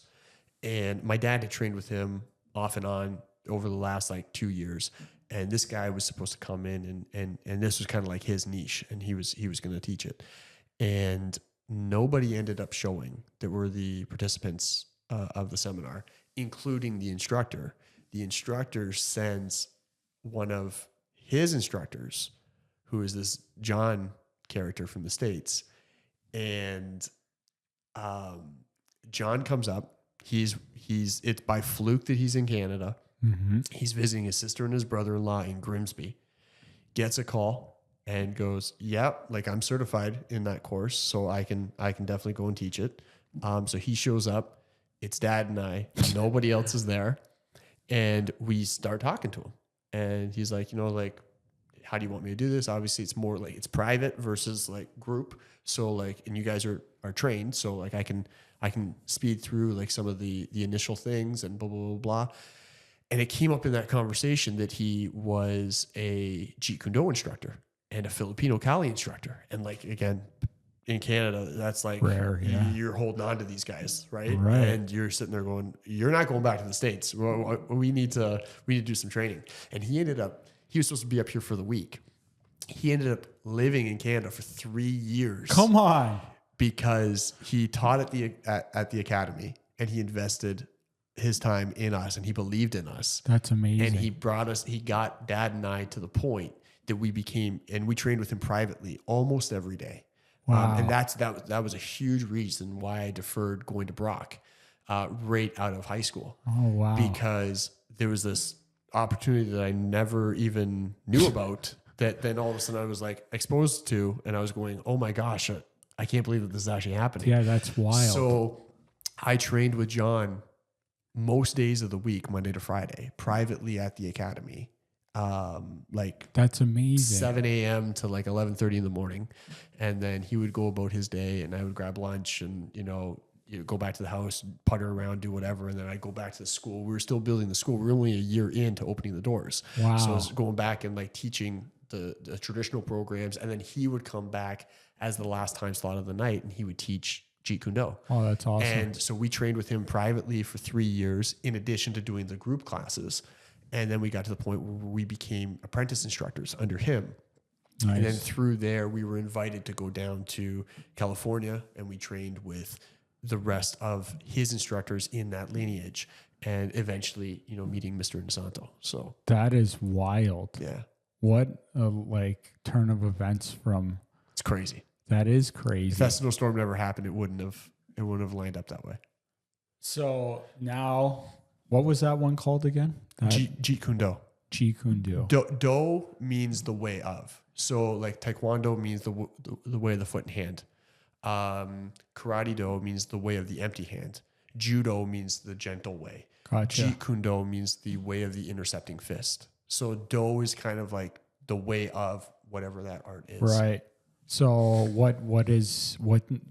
what's the basis of this art? You're catching fists? No, it's the art of like intercepting. So I'm generalizing. I'm not doing it any justice or service at all. But there's a couple different ranges. So you have you have kicking range, you have punching range, you have what's called trapping range, Mm-hmm. and then you have clinch range, and then you have ground, and then you have empty hand to empty hand to weapon to weapon. So there's different kind of ranges that this art deals with. But the original concept of how it was developed was off of the idea of intercepting the attack. So rather than being proactive rather than being reactive in the sense of like somebody's coming down and I'm trying to just simply do a response to whatever it is that's happening. Yes, I want to recognize that, but I also want to just neutralize this threat and go down the middle, right? Gotcha. And a lot of the methodologies, a lot of the training that you do is very, very different than what's found in traditional martial arts. And people sometimes see that when they're brand new, but they usually don't have anything to go off of.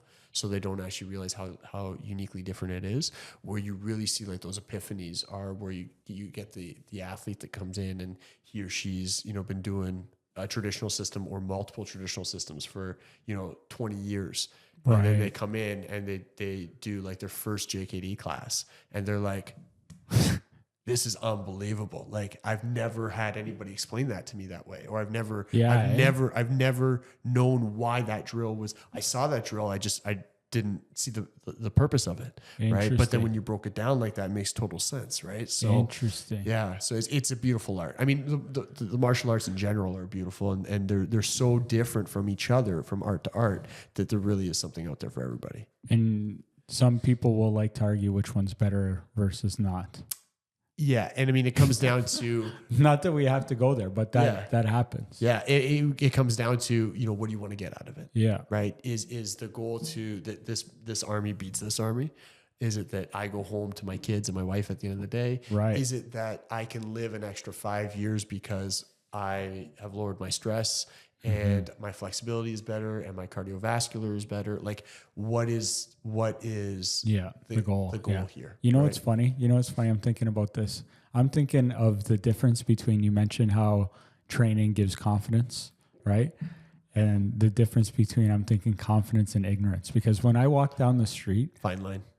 I'm not scared. Right. I don't, just being ignorant. Right. Of like getting into a fight or getting robbed during this stuff. I'm probably jinxing myself. Right. Yeah. It's never happened to me. Right.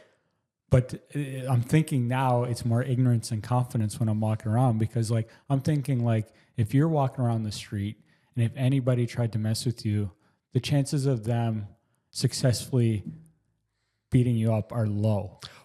I always say this. First off, thank you. I appreciate that. You're an amazing brother. But I always say that when you train, for people who train often, you are constantly faced with the realization of what you can do and what you can't do. Mm-hmm. So those people usually are far less likely to go out there and, what'd you say? Because like, yeah, I had a great session yesterday, but 2 days ago I didn't have anything in me, and I didn't even see that shot coming from the second guy, and you know, it put me on my knees, and then they took care of me, right? So you're far less likely to get into it because of just the sheer flight time. Yeah, you have so much to go off of where you're like, anything can happen, right?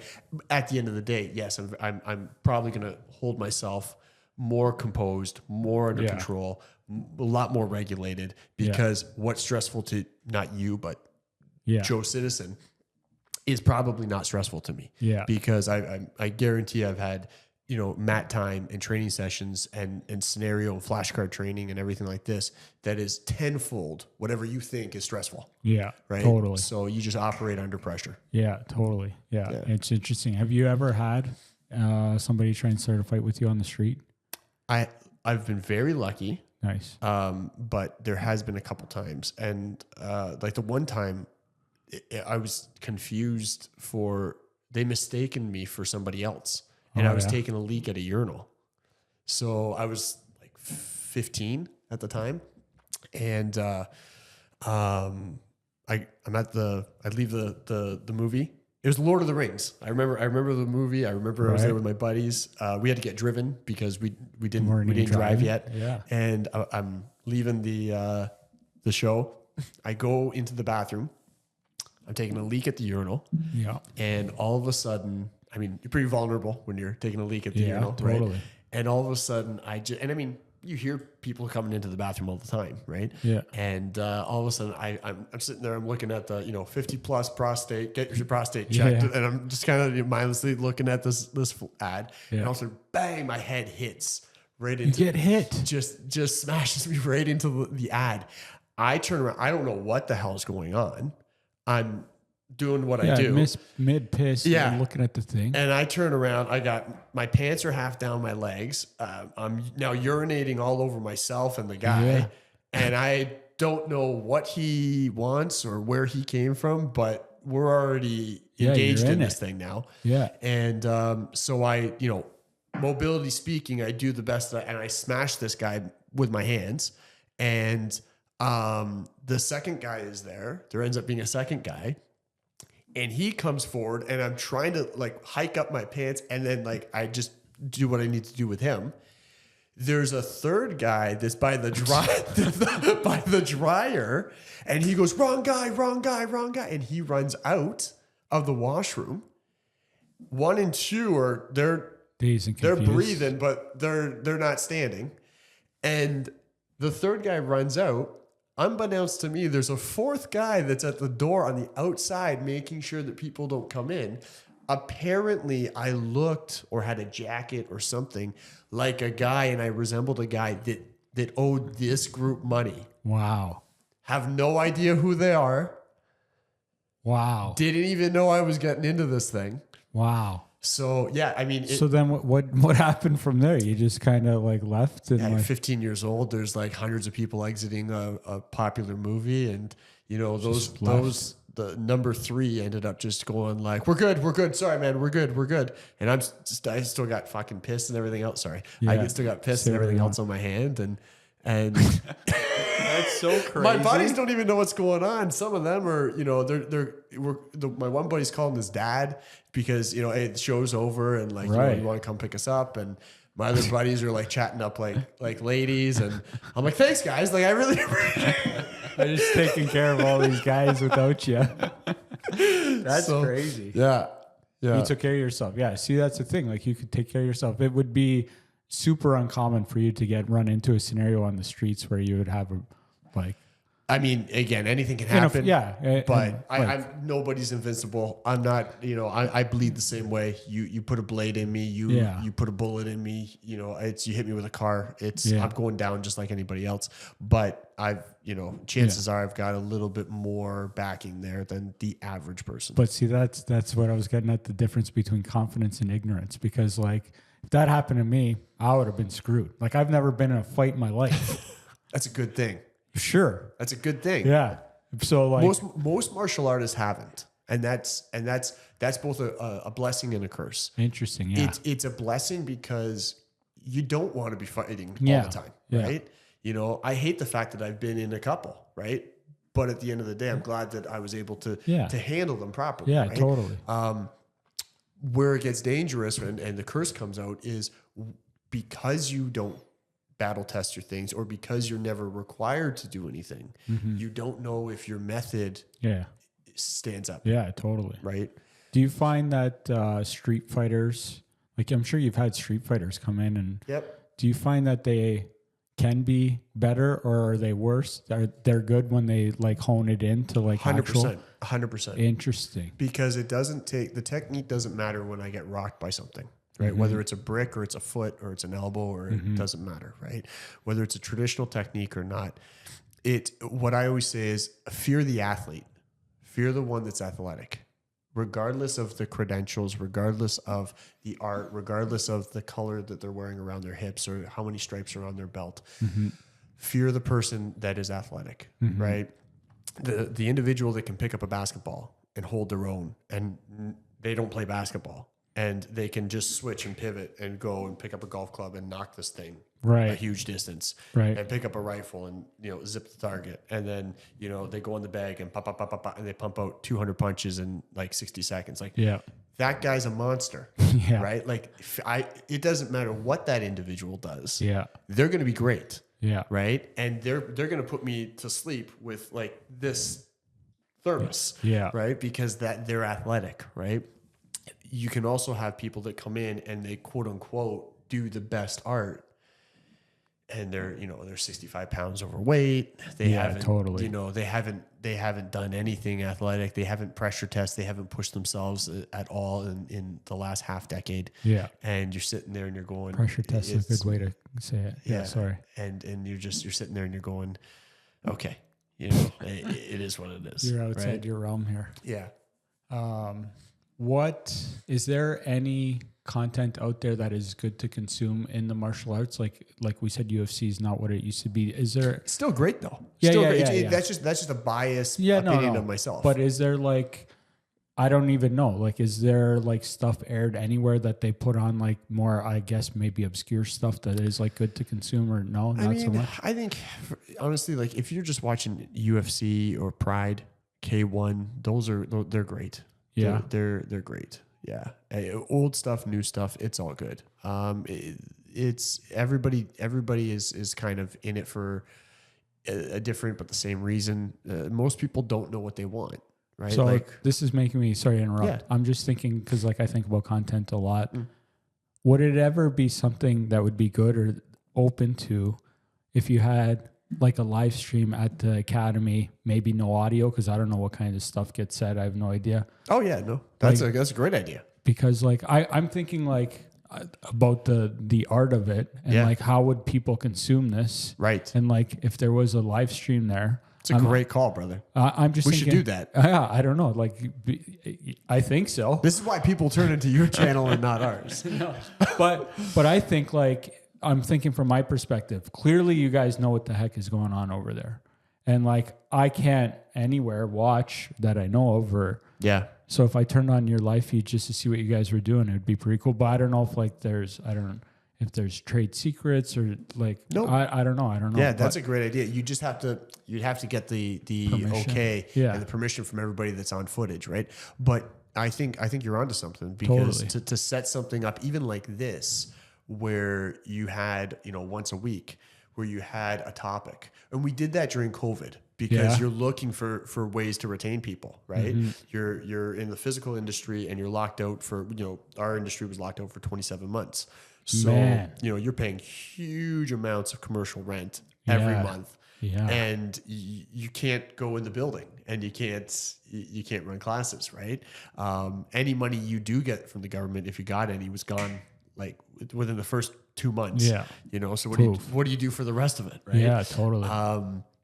But content like this is vital, because there's so many people, that for every one call that comes in, there's probably 50 where people are thinking about calling. And they don't, right? Whereas if we had something like this dialogue and that offered, I think it would be amazing. Yeah. We are very bad like that. As far as kind of keeping that, broadening our operation in the sense of making it modern time 2024 podcast. We've always been bad like that. Yeah, I mean, a lot of people are. So just like brainstorming on this is off on, but like in my social media is a lot of stuff that comes up is food related. Right. And one of the ones that I've seen that becomes popular, and I haven't seen it in a bit, but is live streams in like restaurant kitchens. And it's just literally like sometimes the cooks or chefs talk to the camera, sometimes they don't. Nice.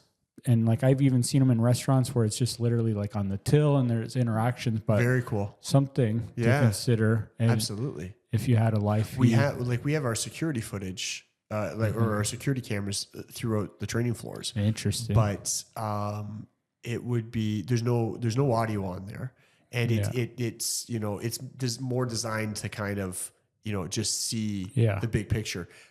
But I think you're onto something. If we do a different vantage point, you could really have, I think, some people tune into that. Man, it may be not, because some people may or may not be comfortable with it. Maybe it's not an all day thing. Maybe it could be. But even if you had a class and I don't know how things are set up, where it's like this will be aired. Right. Yeah. And then I can tell you from making content, it wouldn't like hit it out of the park right away or anything. Right. But people would watch. I believe that. People would watch because like I'm just me. I'm like, if you did it, I'm not saying I'd tune in all the time, but I'd put it on so I could see what was going on. Yeah. What's going on? What are they doing? Audio or not? I think that. Okay, cool. Yeah. Something.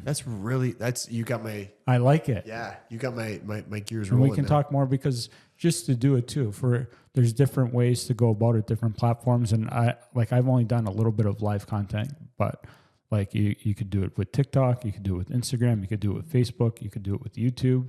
You can do them all at the same time. Nice.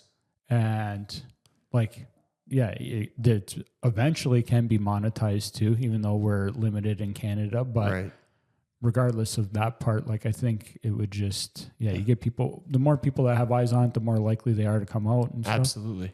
I wasn't even thinking about this before, but I'm like, how could I see this cool stuff? Because it's not like I'm not going to go somewhere to a competition out of nowhere or anything. And I'm like, how could I see some of this cool stuff? No, you definitely got my gears rolling. I like it. We can talk more about that later. Definitely. Yeah. What was something else I was going to bring up? Bro, this has been awesome so far too. I love this. Like I said, my first podcast. I've never done this. And you're a natural. I'm so glad it's with you. Natural. I was going to ask about that content. There was something else I was going to touch upon. While I think about that, is there other stuff, anything that you want to touch on? Not really. No. Like it's super cool stuff. I can't believe you won at world level stuff too twice. Bro, that's wild too. Well, I've got these, some of these preloaded fun ones at the end. Go for it. Oh, we're not at the end. No, don't save them. Yeah? Yeah. Save them. Not yet. Whatever you want. Now that I've seen the first one, I'm curious. Go. Well, Fire away. Even before actually, because I remember the other thing I wanted to bring up is when you were talking about nutrition and stuff like that. You're clearly fit. I thank you. You're kind. You're being hard on yourself. So wait, like what kind My of... wife is laughing right now. If she would not watch this Do you far. think she would make it this far? No, there's no chance. There's no chance. No doubt. But she's laughing right now because she's just going, he eats Wendy's and you've got Five Guys. Yeah, you mentioned that the genetics are good. Yeah, genetics are good. I look at pizza, I get fat. Yeah, I eat both good and bad. Yeah. There's no way in the world I'm going to pretend like I have a super strict diet and I only have 1, 2, 3 and I omit 4, 5, 6. Not the case. What's your weekly? What would you have today? Generally speaking, when I ate some cannolis, or I had one. Cannolis were so good. Sam's Bakery, Hamilton, down on Queenston Road. It was good. So good. Okay, before we go with cannolis. Yeah, I'm not Italian. Right. Spanish, You're Portuguese. Spanish. Yeah. Yeah. With cannolis, I've had more bad cannolis than good. Interesting. Because they're probably like more like sitting around like in whatever, pre-made whatever. Yeah. So I'm like not big fan of cannolis. Right. Interesting. Now, you probably love the Portuguese tarts though. Oh yeah. But that cannoli you brought me, I'm like, this is a real fucking cannoli. Yes. So I ate that. I'm like, I do like cannolis, but I like good ones, not bad ones. Which is pretty standard for most things, right? Yeah, but that was really good. Yeah. Yeah, that was a good one. So you had That's 3 of those a staple. today. And the best part is they're open 3 days a week. That's it. Yeah. And cash only. They've got like 15 signs in there. We are a cash only operation, and I like their style. I love it. I love it. I've never been there. Have you had Roma Bakery? Oh yeah, absolutely. I still have a halfer in the freezer. I did a podcast with Anthony. From there. Yep. I had not had exposure. Yeah. Yeah. I hadn't had guy. exposure to. Super good guy. Yep. And when I did a pizza review there, I'm like, I see why people like this so much. You know what? So my nana no lived right. If you took that's at a T intersection right on Barton Street. And if you took that side street in and you hooked a right, that was my nana no's house for as long as I was alive. And so like Roma, there was always Roma in our household. And I live like 5 minutes from that location. Oh, yeah. So Roma Bakery is totally a staple. In Stony Creek, it's pane fresco for Fortino's, the Fortino supermarkets, right? So and you can go in there, and you did the review with the New Yorker, I think, the New Yorker pizza. At Fortino's. Yeah. And I mean, I love any grocery store where I can go in and get a beautiful prime rib like this, right? Like they're just so good. Yeah. So the pane fresco, the Roma Bakery, and then of course for the desserts, Sam's Bakery. Yeah. So, The Roma Bakery pizza, that's something else. It's so different because there's no cheese. I know, and I like it. Like I do too. And I don't know, you watch my reviews or not. Like I do. Buffalo cheese is like running through my veins nonstop. I literally salivate watching anything out of Buffalo. Yeah, it's unreal. But then you go to Roma with no cheese, and it's like, this is amazing. There's nothing else like it. Yeah, so good. Right? They don't have another competitor. Yeah. Right? So and like after eating, because he brought me by one and I crushed a whole bunch and I did not feel like shit after. Like after I do, There's no preservatives. yeah, no preservatives, no cheese. Like, cause when I go do pizza reviews, I do 12 to, a couple weeks ago, I did 14 in a day. Oh my God. So at the end of the day, like I'm comatose. I can't tell you how many times I've had plans for pizza review day. You can't do it. And then I'm like sleeping. Right. But like I could probably eat like, not that maybe 10 Roma pizzas and I feel like I'd still be okay compared to literally every family function, any barbecue, anything between the month of May to Christmas, or sorry, March to Christmas. Yeah. You know, if you're going to a function, amazing. There's going to be a Roma pizza there. And since it doesn't have cheese, the price is affordable because cheese is expensive. That's the most expensive part. Yeah. So now they've got a great thing going there. Totally. And they're renovating. They're renovating right now. A big addition type thing. Did it start? I believe it just started. I could be wrong, but I think the last time I drove by, I think they were just starting. Because his sister, I forget her name right now, but she does a pop-up thing that, like, when he came and did the podcast, it was at, I don't know if it was a church or a hall or something, but she put on a one meal thing for, I don't know what it's for, but it was fantastic. Amazing. Yeah. Amazing. So like that's a pretty cool thing too. Yeah. But back to your diet. Oh yeah. That's what inspired this. You had 3 cannolis today. What else did you have today? So I typically wake up. I just started about 2 months ago with AG1. Okay, the greens. The greens. Yeah. So you like Joe Rogan? No, my wife got it. Oh, okay. She did her Because research. he's big on that. Okay, go ahead. Yeah. And I didn't know that about Joe. I'm pretty sure I could be probably. wrong. He's on everything that's healthy, right? Yeah. He's got like the jaw biter and he's got the AG1 and everything, right? So I don't even know what the jaw thing is. it's that thing that like sculpts and gives you like the Brad Pitt. Oh, like, yeah? Like I didn't even know facial that. muscles. Yeah. Interesting. I can't remember what it's called. Jaw bite or something. Interesting. So my wife subscribed and started the AG1 and it's out of the bag. People know she's pregnant. And Congratulations. Thank you, brother. So this is number 3. Not wow. Yeah, You're we're gonna get like Netflix and cable after this. Like, 'cause we gotta do something. So, hilarious. I got a 3-year-old, a 1-year-old, and we got baby number 3 due for September. Nice. So the ingredients in it, you cannot take it if you're pregnant. Okay. She didn't know that when she ordered it. Gotcha. So I took her supply and now I've been taking that for probably about a month and a half, 2 months. That's how you start the day. And I was taking like a whole bunch of different multivitamins, or not multivitamins, but like omegas and zinc and a bunch of stuff. I just started getting into this stuff myself. Yeah. So I still take my omega because it's good for your eyes. And as you know, I got an eye disease that I got diagnosed with like 4 years ago. So I take my omega, but I don't take any of those other vitamins that I was taking anymore. Interesting. Just because the convenience of getting all of that in Yeah. the AG1. So I take it. It doesn't fill me up at all, but it gives me my minerals, vitamins, Daily dose of that prebiotics, all that jazz. Yeah. Interesting. And then usually a Greek yogurt, a coffee almost always, unless I'm in a rush. Yeah. But I have the luxury of being able to kind of have my mornings with the kids. Nice. So whether my wife is working or not, usually I can leave the house and go to work later and kind of be there by like mid to late morning. Nice. So it gives me that That's time. a good schedule. It gives me that time with the kids. So sometimes, depending on the day, if I'm leaving later than usual, I'll actually have lunch at home and then I'll go, right? But I'm always checking out when I'm at work.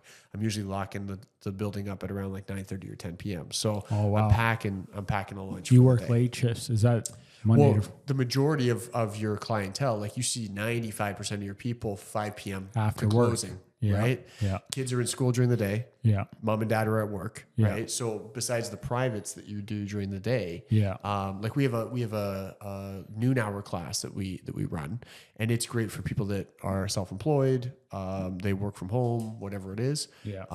That's awesome. but it's certainly not the majority of the population. Yeah. And so we have a noon hour class, and then, my afternoon is filled all with privates, and then one-on-ones, and then evening classes start kind of like 5:30 onward. Right. So interesting. Yeah, so then what do you do for lunch or dinner? So usually I will stop. I'll either pack a lunch or I will go to Fortino's. Yeah. And I will go to, because they've just got so much selection when you walk in. Like, do you want pizza? Do you want prime rib? Do you want, I was in there today. I got lobster brisk soup. Oh, nice. And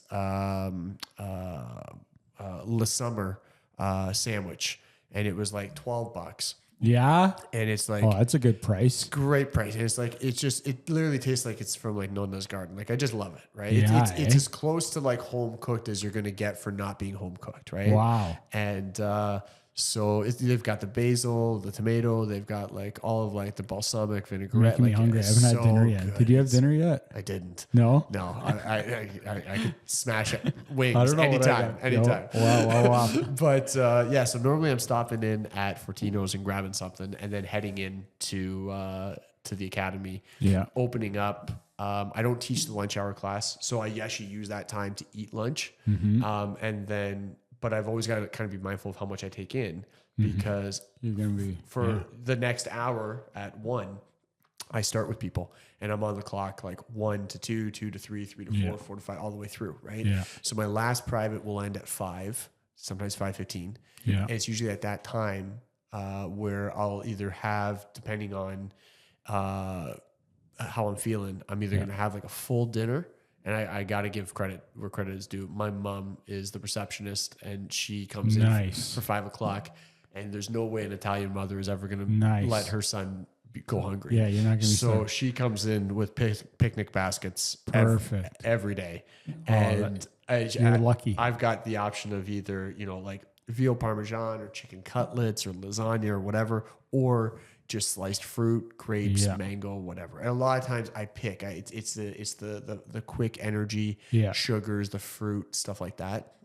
Just because I don't want to be weighed down for those classes. Yeah, right? totally. And in our industry, as the day goes on, you like, no matter what you do during the day, you got to be fresh for the people that come in the evening. And that's, like I said, 95% of your business. Yeah. So, I can't be dragging my rear end just because I really did an awesome job at 1, 2, 3, 4, 5 o'clock. Right? Yeah, totally. So, when the 7:30 class comes in, the 7:30 class is older and bigger than the 6:30 class, right? Yeah. So you're sitting there and you got to kind of dial up more energy as your energy is depleting. So I usually don't eat my dinners until I get home at like 10. So you're a late eater. Yeah, I'm a late eater. Interesting. And and usually I'll either eat and go right to bed, or I'll eat, and I know it's not ideal, but I'll eat and I'll watch a show for an hour. Yeah. And then if it works, it works. go to bed. Yeah, I don't know. But I think it's just genetically, and then because my job is active and physical, I think that's why I can get away with not having the best habits and not being morbidly obese. Yeah, that works. And then the AG1. Yeah. Have you noticed any differences or anything? Because I want to lean towards yes. Yeah. But gotcha. It's not like it's not a magic pill. Yeah, it's definitely not a magic pill. And, there's going to be people who say that, no, I tried it and it didn't work, right? I think that it's in the last couple of years, I've just I find in the morning, certain foods, they don't settle with me. My stomach is off. And, I find that since I started taking the AG1, I've had less of that. Interesting. So for me, it's working. I just started incorporating not too long ago, taking some vitamins, minerals, because I've never really got into it. Although like my mom has always been into that stuff, but I've never really understood it. And like, it gets a little bit complicated to me, which brands to do and like all this different stuff. But what I've been taking is 2 kinds of magnesium, vitamin C and vitamin D. Okay. And that's what I've been taking, even though people are telling me, I think you need K2 or something to go with vitamin D. Is it K2 or K12? Something like that. K12, yeah, I don't know. That's the thing. Like there's all these things. So that ingredient, the K2 or K12, whatever it is actually in my vitamin D drops that I take. it's like kind of like a We combination want to talk thing. about this eye thing. Sure. Yeah. What the heck happened with your eyes again?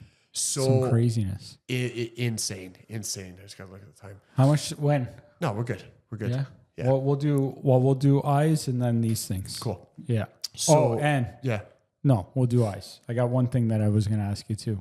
We got 1.5 I'm things. an open book, brother. Okay. I'm an open book. So I was super healthy, or at least I thought, all the way up until the age of 32, and then everything just tanked. So I was, Sabrina and I, we were married, we were living together. She was pregnant with our first, and this would have been March of 2020. Pandemic had just hit. We were weeks in to the pandemic. Business was closed for a couple of weeks. Whether that was related or not, who knows? But we are prepping for the arrival of our daughter, who was expected to come in August of that year, and this is March of 2020. So we're doing some cleaning in the garage, some organizing, because as you can imagine, things are starting to arrive, strollers and cribs and all this stuff, right? So we're just kind of trying to get organized as best as we can, at the same time that we're kind of doing like the start of like some spring cleaning. And so anyways, in the garage, working with my wife for a number of hours, I come inside from the garage into the kitchen, and I'm feeling super dizzy. And I just think, okay, maybe I've overworked. Maybe I was like, leaning down. We were, going up on ladders, putting things on the shelves, going underneath like the deck. Like maybe I stood up too fast. I don't know. So I sit down at our peninsula, and in front of me is the fridge. And Sabrina comes over and she goes, you want a glass of water? Can I do anything? Blah, blah, blah, blah. I said, no, it's a glass of water. I appreciate it. And she said, okay, like, what can I do? I said, nothing. And I said, go have a shower and I'll call out to you if I need you. She goes, okay. So I'm sitting there, and I don't know if I was sitting there for 30 seconds or 2 minutes or what, but at some point, and I don't know why I did it, but I'm dizzy and the room's kind of spinning. And I cover this eye, my left eye, and everything that should be there is there. And then I cover this eye, and black. What? Like I can, if this whole screen went black with just like the top little corner, like curtaining, just a little bit where you could see like whatever the actual image was, like whether it was like the cupboard or the wall or whatever. That's all that I could see it, and it was like this out of that eye. That's so crazy. The country has been shut down for 2 weeks, maybe. I have like we were in the state of emergency. I have no idea what to Google. Like, why am I blind? Like, right. I don't even know what this thing's called. Right. So you can imagine that there's panic. Yeah. Call out to Sabrina. She comes flying down, and I'm just telling her, I'm blind. I can't see. Like, I don't know. I don't know what's going on with my eye.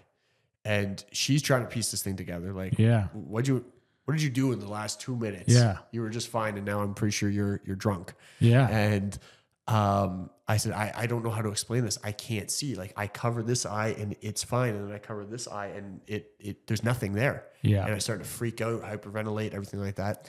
So, you call your eye doctor, and it's 9 o'clock at night, and you leave a message hoping to God that they're checking these things remotely because everybody's closed. Right. And that starts to get the ball rolling.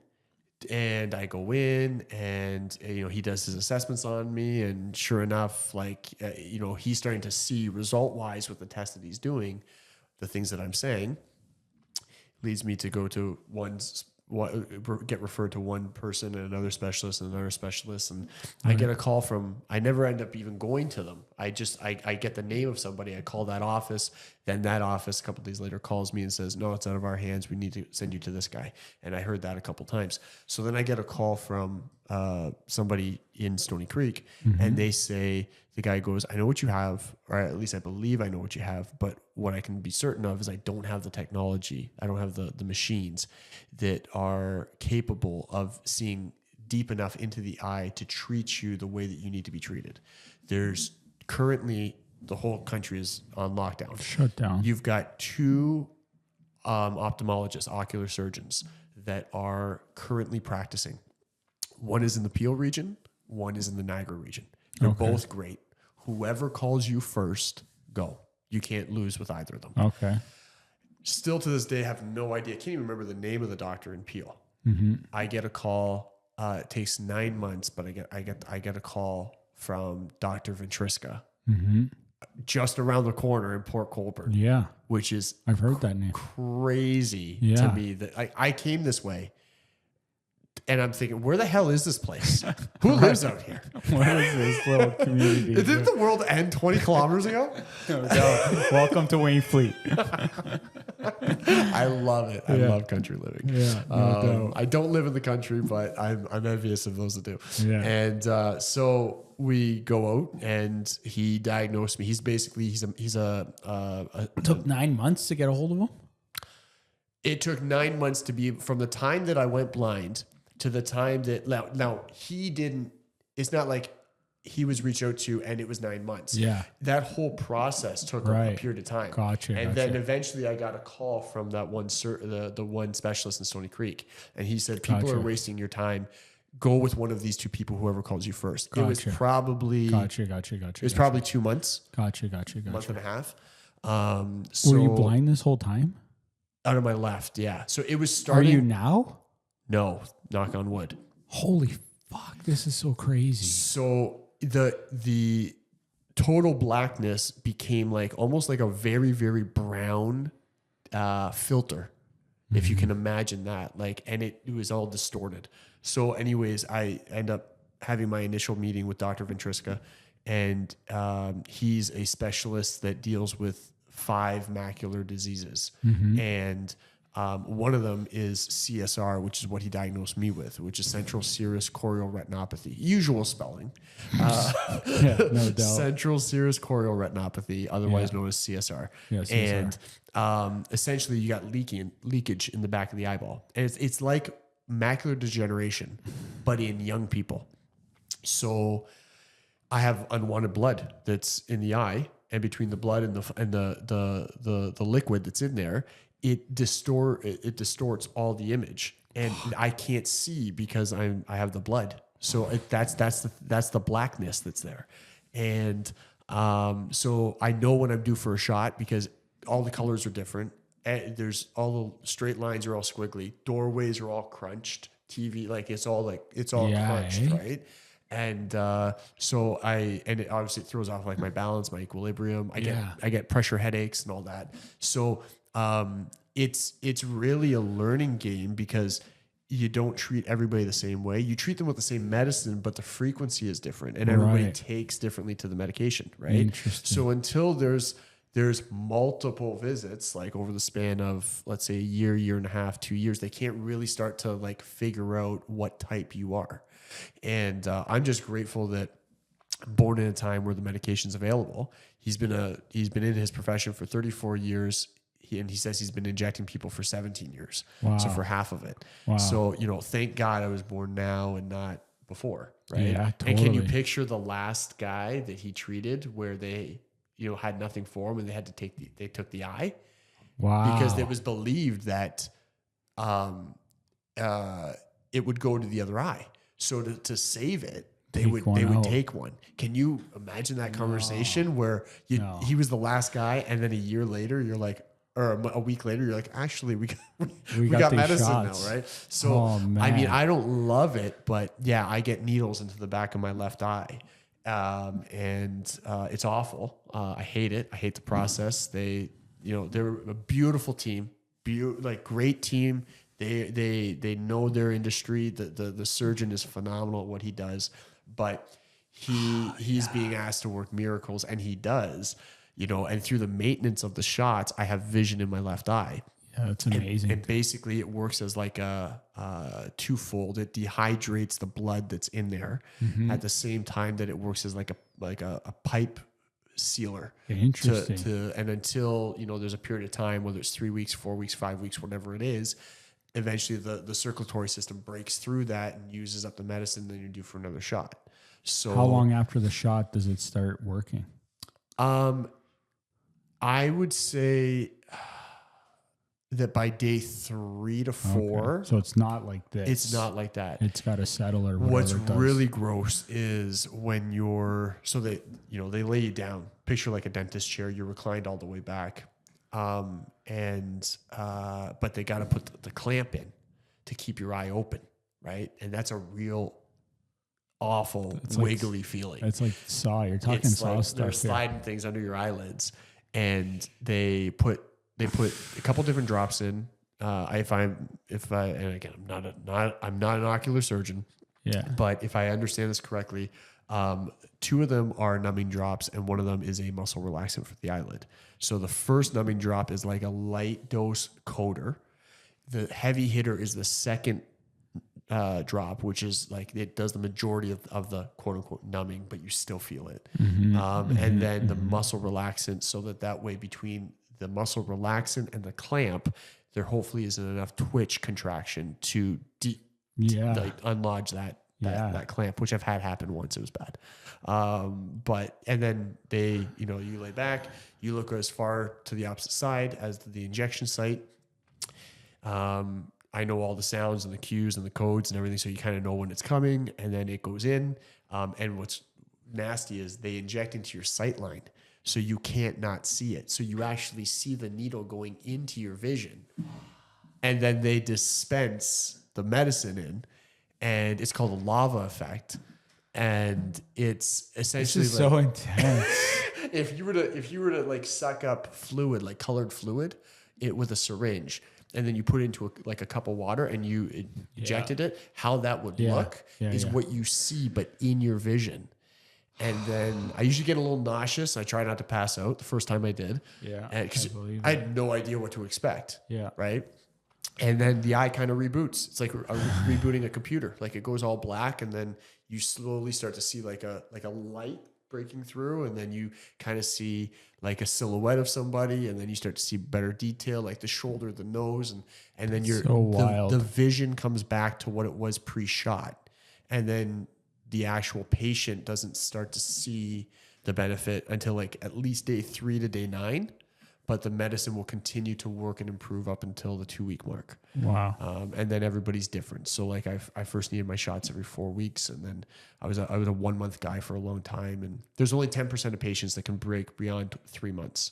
So I'm up to 11 weeks right now. That's amazing. Yeah. So were you blind in the one eye for all that time? I wouldn't say I was blind. The brown? It was the brown. So when you figured out that there was a solution, that must have been amazing. So yes. And when my daughter was born, I wasn't getting the injections yet. So to see her, I actually had to hold her on my right side. Right. And I remember that. And I remember feeling that, my wife has just given birth to this beautiful child who didn't ask to be here. And I can't be the father I always intended to be. Right. I'm not off to a real good start, right? Like she's been born 3 minutes, and I went blind 4 months ago. Right. So I remember that feeling of dependency. And I told myself, no matter how bad the process, I'm always going to do this. And that's psychologically, that's what I keep putting myself back to every time I'm in the chair and they're putting the clamps in, and, I have to, right. So, so it was that brown filter, and, you seem like a really, you are down to earth. You're a great person. Thank you, brother. I appreciate that. But, and you're playing off you're that. obviously impaired. Wasted. Yes. But did that help give you appreciation for things where, like, how easy is it for us to take for granted our eyesight or our 100%, hearing? Or 100%. But I'm also the worst person at the same time, because I quickly revert and fall back, and I sit there, and Sabrina is amazing at kind of like harnessing that, because I'll sit there and I'll get worked up over something that I believe is important. Right. And then she's like, hey, how do the kids look with both your eyes? And you're like, right. Yeah. You know what? I don't care that there's a hole in that wall. Yeah, right. Nice. That trim is chipped, right? Like it is what it is. The fact that I could see that take place is a blessing. Yeah, right. So totally. I definitely, it put things pun intended, Yeah. into a different perspective for me. Yeah. But to say that I'm super humble, I still need those reminders. Yeah. I see. Interesting. Yeah. And one of the things with myself, just it makes me think of it. When I was younger, I remember, I don't know why I did this, but I remember being a kid, probably because so I've got one sibling, Okay. 13 years older. My brother wow. moved out a long time. I was young when he already moved out. He moved out when he was 18 or whatever. So I had a lot of time. I was almost a single or not only child without being only. I had Yes. right? But anyway, one of the things I remember doing super young, being home alone, was closing my eyes for periods of time, pretending I was blind. Interesting. And I would just do it to, for some reason, try to make myself be more appreciative of, Wow. and being like, it's one of the things that contributed to me. Like, I'm so far from being a fashion person because I don't give a shit what people wear. Agreed. Or like myself. Yes. And like one of the things I think back to is if I was blind, I wouldn't know the difference. what would it matter if he's wearing GQ or a torn shirt or anything? God bless, bro. Yeah. Well, I don't know. And it's just interesting that you've actually experienced blindness, which is wild. Yes, but I still had my right Yeah. eye. But still, you had a reality check of Totally. you have two eyes and now you don't have one that's working. Yeah. And I mean, even like you don't realize how much they work in unison with each other until the other one isn't firing. You know, it's crazy. It is crazy. Right? So It's so wild. Yeah. And it's amazing. That does not sound fun. Like I almost fell off the chair you explaining what happens in going to Vandruska there. well, I passed out in his chair, so yeah, could I see gotcha. it. But like you said, like the reward for it. Yeah, Yeah. Like Yeah. that's pretty unreal. absolutely. So that's something that you'll have to continue forever. Rest of my life, unless they come out with a different medicine, different there's- treatment. You're not the guy the 1 week before missing your Thank God. eye. Thank God. I listen to everything he says. He's an amazing doctor. And I'm not just saying that because he's local. Like he's certainly not local for me. I travel this far because he's this good, right? But he says like, I don't want you doing things unnecessarily at work. Anything you don't have to do, don't do. Like don't. So I don't spar anymore with the students. To take a shot or the Velcro on the glove or the toe that's exposed through like the shin instep guards, it's just not worth it to take that hit and then undo all the work just because some guy who's 25 that walks in and he thinks he's like top shelf. In the past, I would have been like, I'm going to put him in his place. Whereas now I'm just like, okay, like so-and-so, you're going to work with them. Right. Whereas, and it was a hard pill to swallow. Yeah. But I just keep putting myself back to that point where I couldn't see my daughter. Imagine if that was the final line and there wasn't any remedy because, I was getting the shots and then something was damaged because I took an unnecessary chance. Totally. Right. Totally. So, well, like it sucks that happened to you, but I'm also really happy that you found a solution, although it's a painful one. And I'm super grateful that my wife has the benefits that she has because it was $2,000 a shot per time. Holy. So it was literally $2,000 every 4 weeks. And it took, I can't remember how many shots it was. I think it was 5 shots or 4 shots until her coverage kicked in, and it was part coverage, and then through the patient care program, which is amazing. ILEA is the medicine I get, and Dr. Ventriska for going on a 3-way call between the patient care himself and the insurance provider. The two of them basically said to the insurance provider, "Listen, you're the other 50%." That is outstanding is going to be the least of your worries if you have to outfit his home for ABC. Right. Self-driving cars start at $300,000. So you're going to be required for the maintenance on that because you won't be able to drive and blah, blah, blah, blah. And, between my wife's benefits and then, they're an insurance company. They're going to try to, sure. They speak the language. They do this all day, every day. Yeah. They're trying to get out of it, so when I pick up the phone, they're laughing at me going, yeah, no, sorry. Right. Yeah. But then they actually talk to the guy that injects the medicine and the company that makes the medicine. And they say, listen, if you're not on board with this, we're not going to, Right. this is going to work out bad for you and them. Well, it's a solid that they did. So that was amazing that they did it. Yeah. Wow. There's self-driving cars available. That's what he said. I don't know. Anyway. I don't know. Yeah. Well, I know that the technology's out there, but like yeah, I probably not, but it was probably just leverage or something that he said. Well, right? yeah, it exists. So, we'll start winding down. This is good. We could probably do this for 100 hours. I'm game. Yeah, this is great. You'll notice there's no kids crying. Yeah, no doubt. I haven't answered any questions from my wife, so this is awesome. Yeah, we're just chilling. Yeah. The one I thought back to when you said, when people ask you what they should take. So I don't see in my regimen being able to, even though it seems interesting, like if you had your academy next door, I would probably join. But like now, me being 40 years old, I run. Yep. I exercise. I'm not strong. I don't do a lot of weight stuff. And if I did want to do a training, part of it, I have almost zero mobility. Okay. I don't stretch.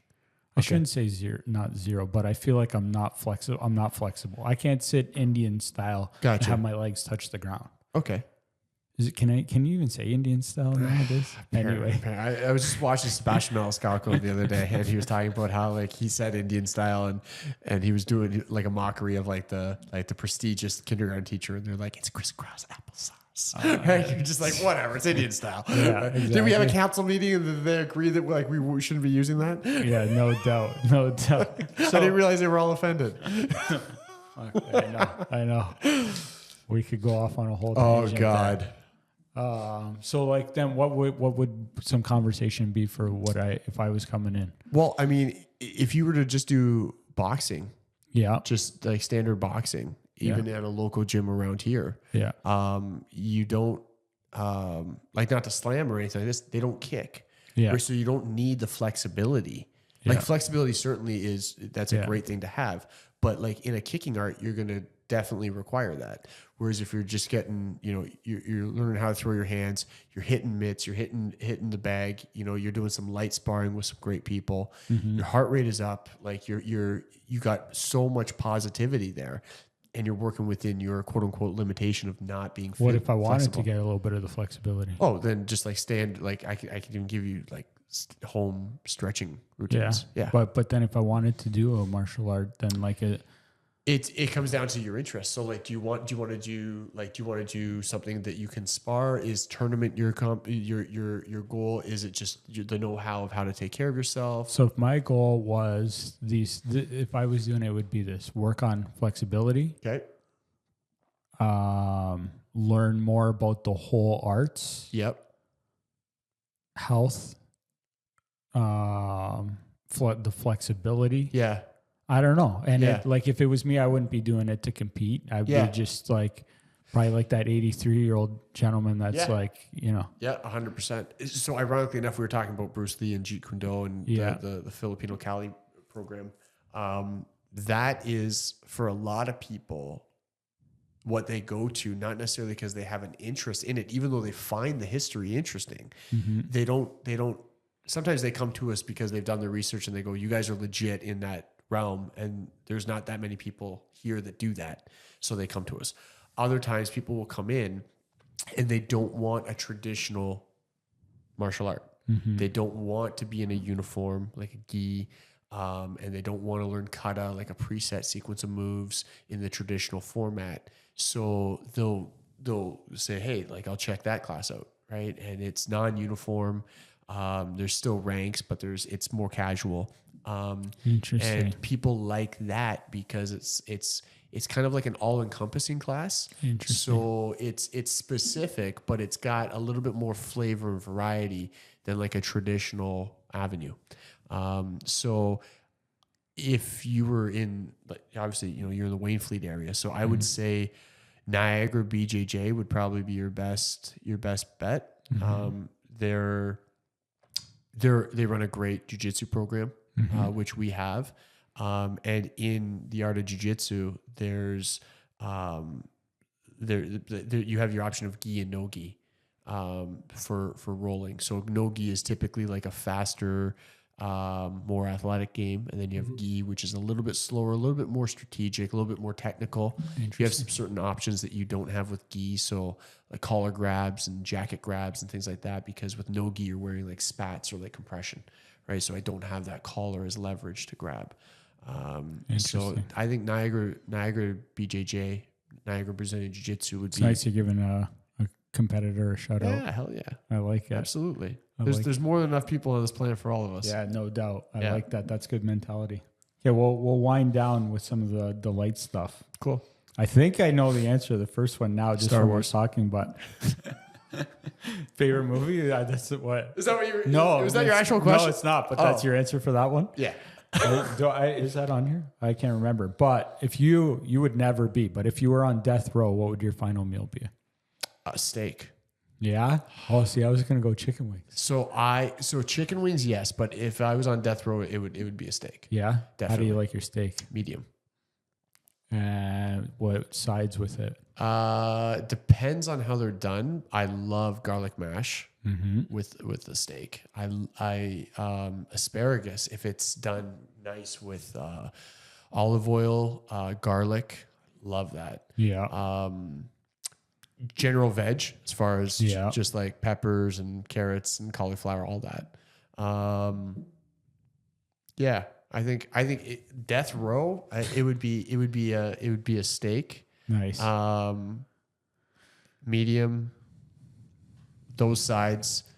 Probably a cheesecake or something for dessert, and either Ryan Gingers or iced tea and bourbons. I have not had that before. That sounds good. Iced tea and bourbon. What kind of steak? Do you have a preference? I've had good and bad for all of these. I like peppercorn. I like New York strip. Yeah. I like T-bone ribeye. T-bone, of course, absolutely. T-bone ribeye. Yeah. And prime. I love prime rib. Where's a good place to go for steak out your way? My favorite, if I had one restaurant to pick, it's the Lake House. Solid. Yeah. Now I've got one for you to try. Okay. You drive by it and you probably never eaten there, but the Wainfleet restaurant serves. It's my favorite place to go for steak. I don't want to over talk it to make it crazy. Where is it? Yeah, it's hidden. It's a hidden gem in plain sight. You know Chambers Corners in Wainfleet, the one street light we have in Wainfleet. But that's that cross intersection, right? Yeah, there's the Beer Vendale, there's the pizzeria, there's the Esso gas station. Yes. So that's our one street light in Wainfleet. So you're coming south through it towards Port Colborne. Right. When you go through the light, up on the left is the restaurant motel. Okay. And when you go in there, it's not fancy. No way. I love those. I love those gems. Yeah, the food. So he's I forget, he's Sri Lankan or whatever. I love his curries. I love his salmon. I love his pastas. Nice. It's a little bit like my other go-to, which I normally don't like big chain stuff, but I can't go wrong when I go to the keg. Okay, I agree. You get almost every time you'll get a good steak. So I've only had, and it wasn't even bad. I've only had one occurrence where I went to the keg and it was okay. Yeah. Other than that, it's always great. Yeah. They have Black Agnes in the States and, or Black Angus. Angus. Yeah. Thank you. Angus. That's my head cold talking. Yeah. And to be honest with you, I don't like it as much as the keg. Interesting. I like, maybe just because it's Canadian, but I like the keg better. Interesting. There's in Burlington, there's Lord Nelson. I think it's hyped up. Yeah. Shakespeare's. I don't know if you've ever heard of Shakespeare's in Burlington. It's literally I like that name. Corner of this like U-shaped strip mall. You'll drive by it 3 times, with the GPS on. You've arrived and you're looking at it. And you're like, where the heck is this place? Yeah. But it is, and it's maybe twice the size of this room, but good spot. It's a great. It is a steak house. Interesting. It's the only steak I've had in a restaurant that like as far as like a strip loin or a ribeye, that is better than the keg. So solid. but you're paying for it too.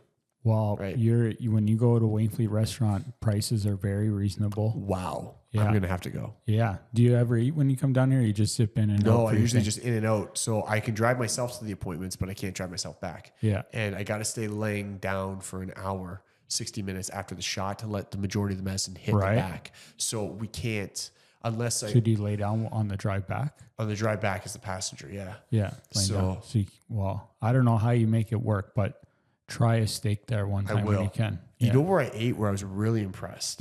Canal Side. Canal Side, yeah. That's Gregory over there. It was wicked vibes. Yeah. Cool spot right across the canal. Yeah, I went with my mom. She drove me to one of my injections, and we went early, and we had lunch, and I figured if I gotta get a needle in my eye, I'm gonna have a cider.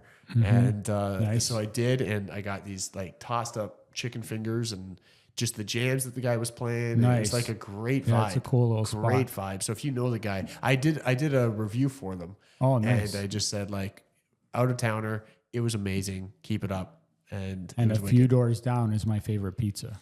No way. At the Lock. Just a few. They're really? Yeah. So the wood-fired pizza.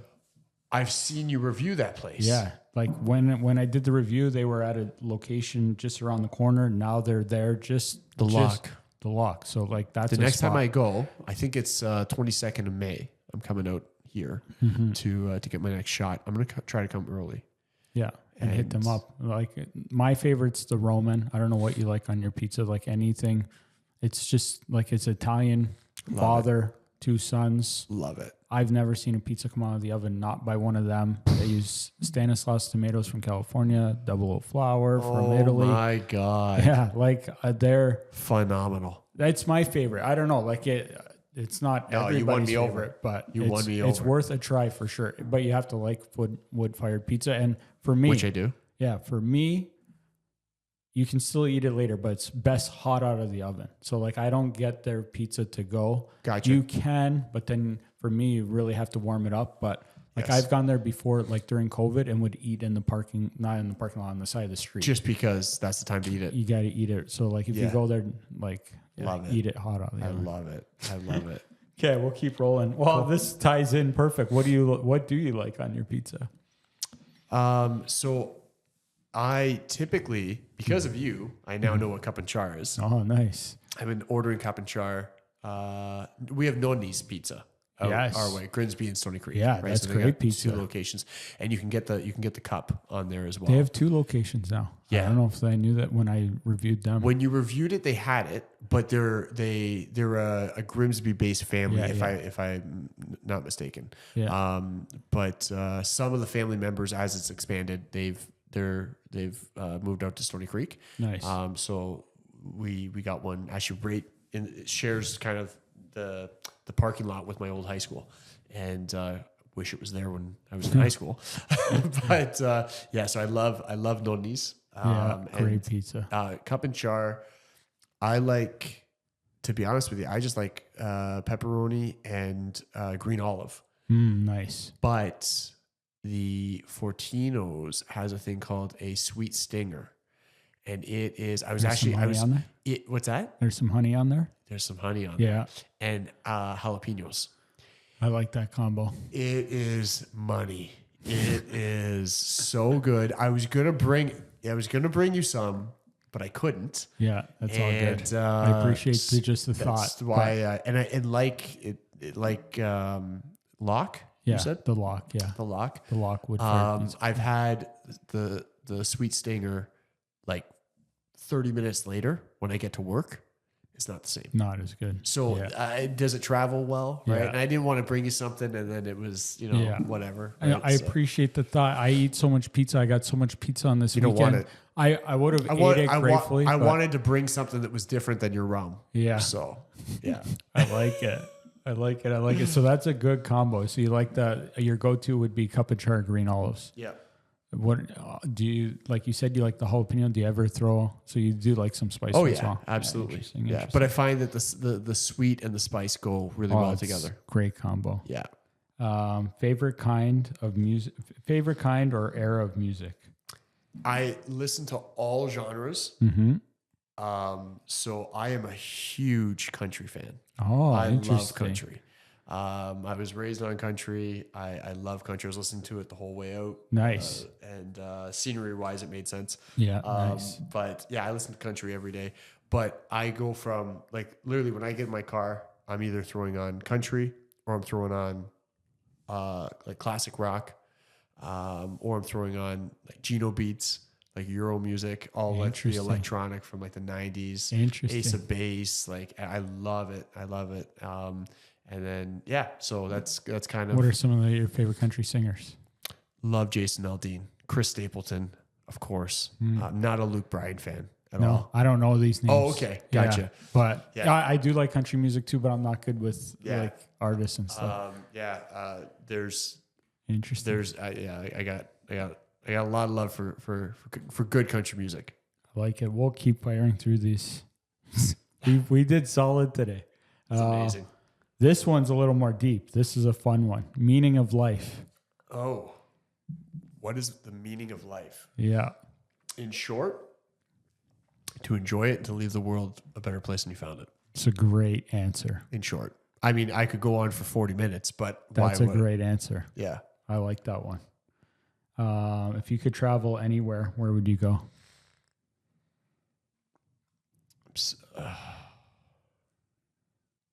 Can you travel with your eye thing? Oh yeah. Yeah, that's good. I just can't fly. I gotta have 7 days off in between, like from when I get an injection to when I'm at altitude. The eye will explode otherwise. Yeah, nice. So I had to go in because at one time I was going down to Texas and it was 5 days out, and I called and the trip got bumped by 1 day sooner, and I was on day 7, I think, already. And I called and they were like, yeah, no, like we're going to find a way. Like he'll inject you on his lunch. Like we just right. Yeah. And they took care of me. They were awesome. That's yeah. nice. And I ended up having like, whatever it was, 8 days from the time I shot to when I was up in the air. Any place.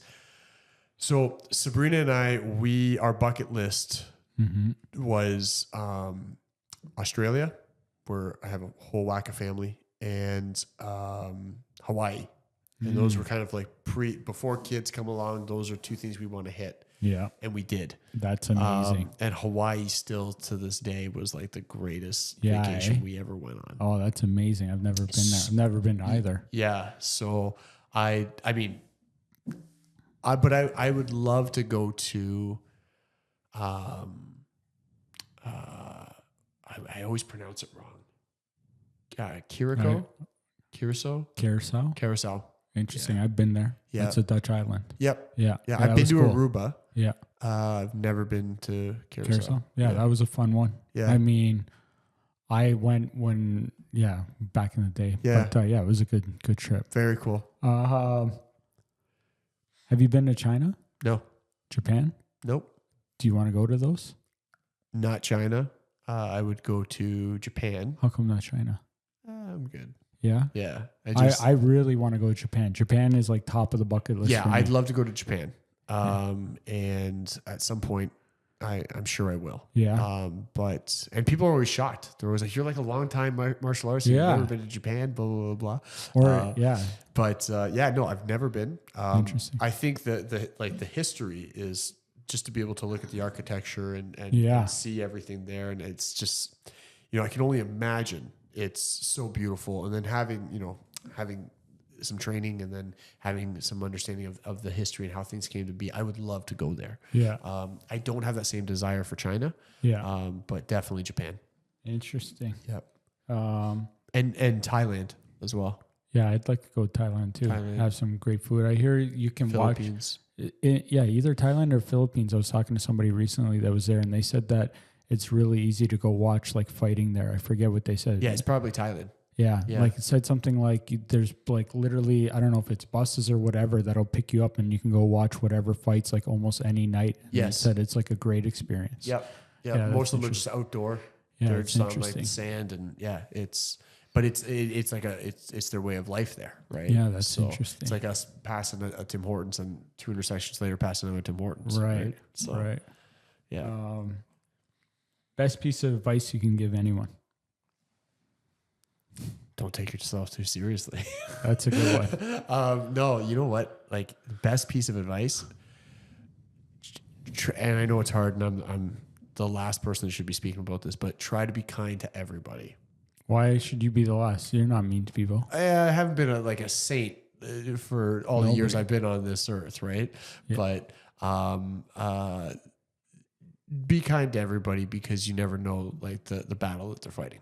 True that. Right. Very true. So very true. I try to practice that too, but I'm also not a saint. It costs nothing to be respectful. It costs nothing to be polite. It costs nothing to be well mannered. It costs nothing to hold the door open and say, after you, sir, or after you, ma'am. Right? It would be really nice if everybody practiced that. Yep. Because I can only imagine the positive impact you have on people's lives, and the ripple effect would be nice if it was like almost everybody. But yeah, right. This is great advice. Yeah. Who played a big role in who you are today? My parents. Yeah. 100%. 100%. You know what's interesting that I found when I've asked people that are in conversation, it tends to be people that are good people like yourself have a really good influence from their parents. Interesting. It's not always I value that because you see so many people. Yeah. Yeah. All I know is what I know, and that's it. Right? Yeah. And so having a good relationship with your parents and them being a big influence, that's amazing. I would say that my parents and the American instructor that we met in the snowstorm, as far as my training goes, he pivoted. That's awesome. Like it was. What was his name again? John Cochelle. John Cochelle. From originally Minneapolis, Minnesota, and then he moved out to different states and different countries after that. How's your geography? Is that north of us, Minneapolis? Minneapolis, no, south. Because I know Minnesota. Yeah, no, Minnesota. Yeah, you're. They're like, I think that could be part of the states that's north of us. Yeah, I think that they're just north of us. Yeah, if I'm. That's an interesting thing about Minneapolis over there, or Minnesota, and Southern Ontario is so south compared to many of the northern states. Yeah, it's wild. Yeah, it's wild. Yeah. Couple more. Yep. What do you want to be remembered for? That's a good question. It is a good question. Nobody's ever asked me, and I don't know how I would answer it. Yeah. I have it on the question list. What do I want to be remembered for? I would say giving the opportunity or chance to people and inspiring them to become things that they didn't think they could be. I like that. Right. People did it for me. And there's no way that, if I rewound the clocks 30 years ago that I would think that I'm doing this. Right. Mm-hmm. And not that I'm doing anything special. It's just, I wouldn't think that as a 5, 6, 7-year-old kid that I would be doing this later on. And then, like you said, impacting X amount of people per day. Right. Yeah. So what you do is really remarkable because you're the ripple effect, right? Like that's what it is. Right. And you never know, like you're going to make an impression on everybody, good, bad, or neutral. You're bound to. Yeah. So do what you can to make it a good one. And we all have days where we're pissed off and, it's usually the people that are closest to us that see the worst of us. Doesn't it suck that we do that? Right? Yeah. I'm guilty of it. I know we all right? are. Every my human. My mom, my dad, my we give my them wife, the hardest time. We love them 100%, the most. 100%, right? And then somebody that I see once a week, I'm game on with them, right? Like it's just like, isn't it wild? It's crazy. It's crazy. I don't know how to fix that because I bet almost everybody's guilty of that. And I think about that too. And like somebody that I've seen that has done a really good job actually is my mom. Like my mom's 74 now. God bless her. God bless. And like, I know that she had the same thing, like with us, my dad, great. But you see even her parents, and it was interesting to see, like her parents are both gone now, but getting closer to the end that she was really realizing why have a disagreement over something? Yeah. And like, Is you the just juice let it go. is the juice worth the Yeah. squeeze? Yeah. And like, it's like, I don't know how long that takes for people to like, Yeah. I do the same thing. I'll snap back at my mom sometimes. I'm Yeah. like, why am I being a fucking idiot? 100%. Why would I say something rude like that to the person I love most? 100%. Yeah, so it's interesting. I got the people that have supported me the most in my life, and I'm sitting there and I'm like literally reaming them out over nothing because the pen is facing this way instead of this way. Why right? why do we do that? Why is I it don't know if such it's a human I don't thing? know if it's a comfort thing because we're comfortable with them, and not that it's an excuse, but like I don't know if we have that that closeness with them, that relationship with them that we allow ourselves to do that. Let the emotion actually get displayed. Yeah. And like, there's got to be knowing, like we know with our parents that almost anything whatever we say or do, they'll always be our parents. Right. So it's not like you can say or do something that terminates that relationship. Exactly. Yeah, it's definitely, that's Whereas, if you lose your cool to a customer, right? Yeah. Then they're going to be giving you bad reviews and, you blah, might blah, never blah. see him again or whatever. Yeah, it's interesting. So, yeah. I like the saying, good judgment comes from experience, and experience usually comes from bad judgment. Very true. Say that one more time so I can. Good judgment comes from experience, and experience usually comes from bad judgment. Right? So we usually, you live and learn. Yeah. Right? And you learn what to do and what not to do through previous experiences. Yeah, that's a good one. So the other one is that it's an Air Force one, and that's there are old pilots and there are bold pilots, but there are no old bold pilots. True that. That's a good one. I don't remember that one. So yeah, it's from the Air Force. 2 left. Cool. If you won $1 billion, $1 billion with a B? Yeah, not a million, $1 billion. What do you think you would do? And I've thought about, should I tweak this question? Because $1 billion is like so crazy, but like $1 million is like obviously fantastic and solves a little bit of things, but $1 billion basically gives you the FU money. Oh, 100%. Yeah. Yeah, $1 billion. $1 billion. I don't know. Like I don't even know if that question should be so big. Like, let's say it was like 10 million or 20 million. Let's go with 50. 50 million. The reason I like 50 because that's the only time I will play the lotto when I get a lotto max when it hits 50. So let me change it now for the moving forward to 50 million. 50 million. Because I think that's about in the realm of things. What I would do is make sure that my kids, my nieces and my nephews were all set up so that way it was structured in a way that they would always be taken care of, even if they, but it would be done in a way that they wouldn't necessarily have access to the money right away because I want that work ethic to be there, right? It's tricky. It's tough. Yeah. It's tough. Right? Yeah. I don't have kids to think about that stuff, but go ahead. But yeah, so I would do that. Of course, it would all depend on lifestyle, who's around at the time, right? Are my parents there? Are they not there? But I would take care of my immediate family, my friends, and make sure that like my kids were taken care of. Even if they weren't born yet, that there was certain things that were put in place for that.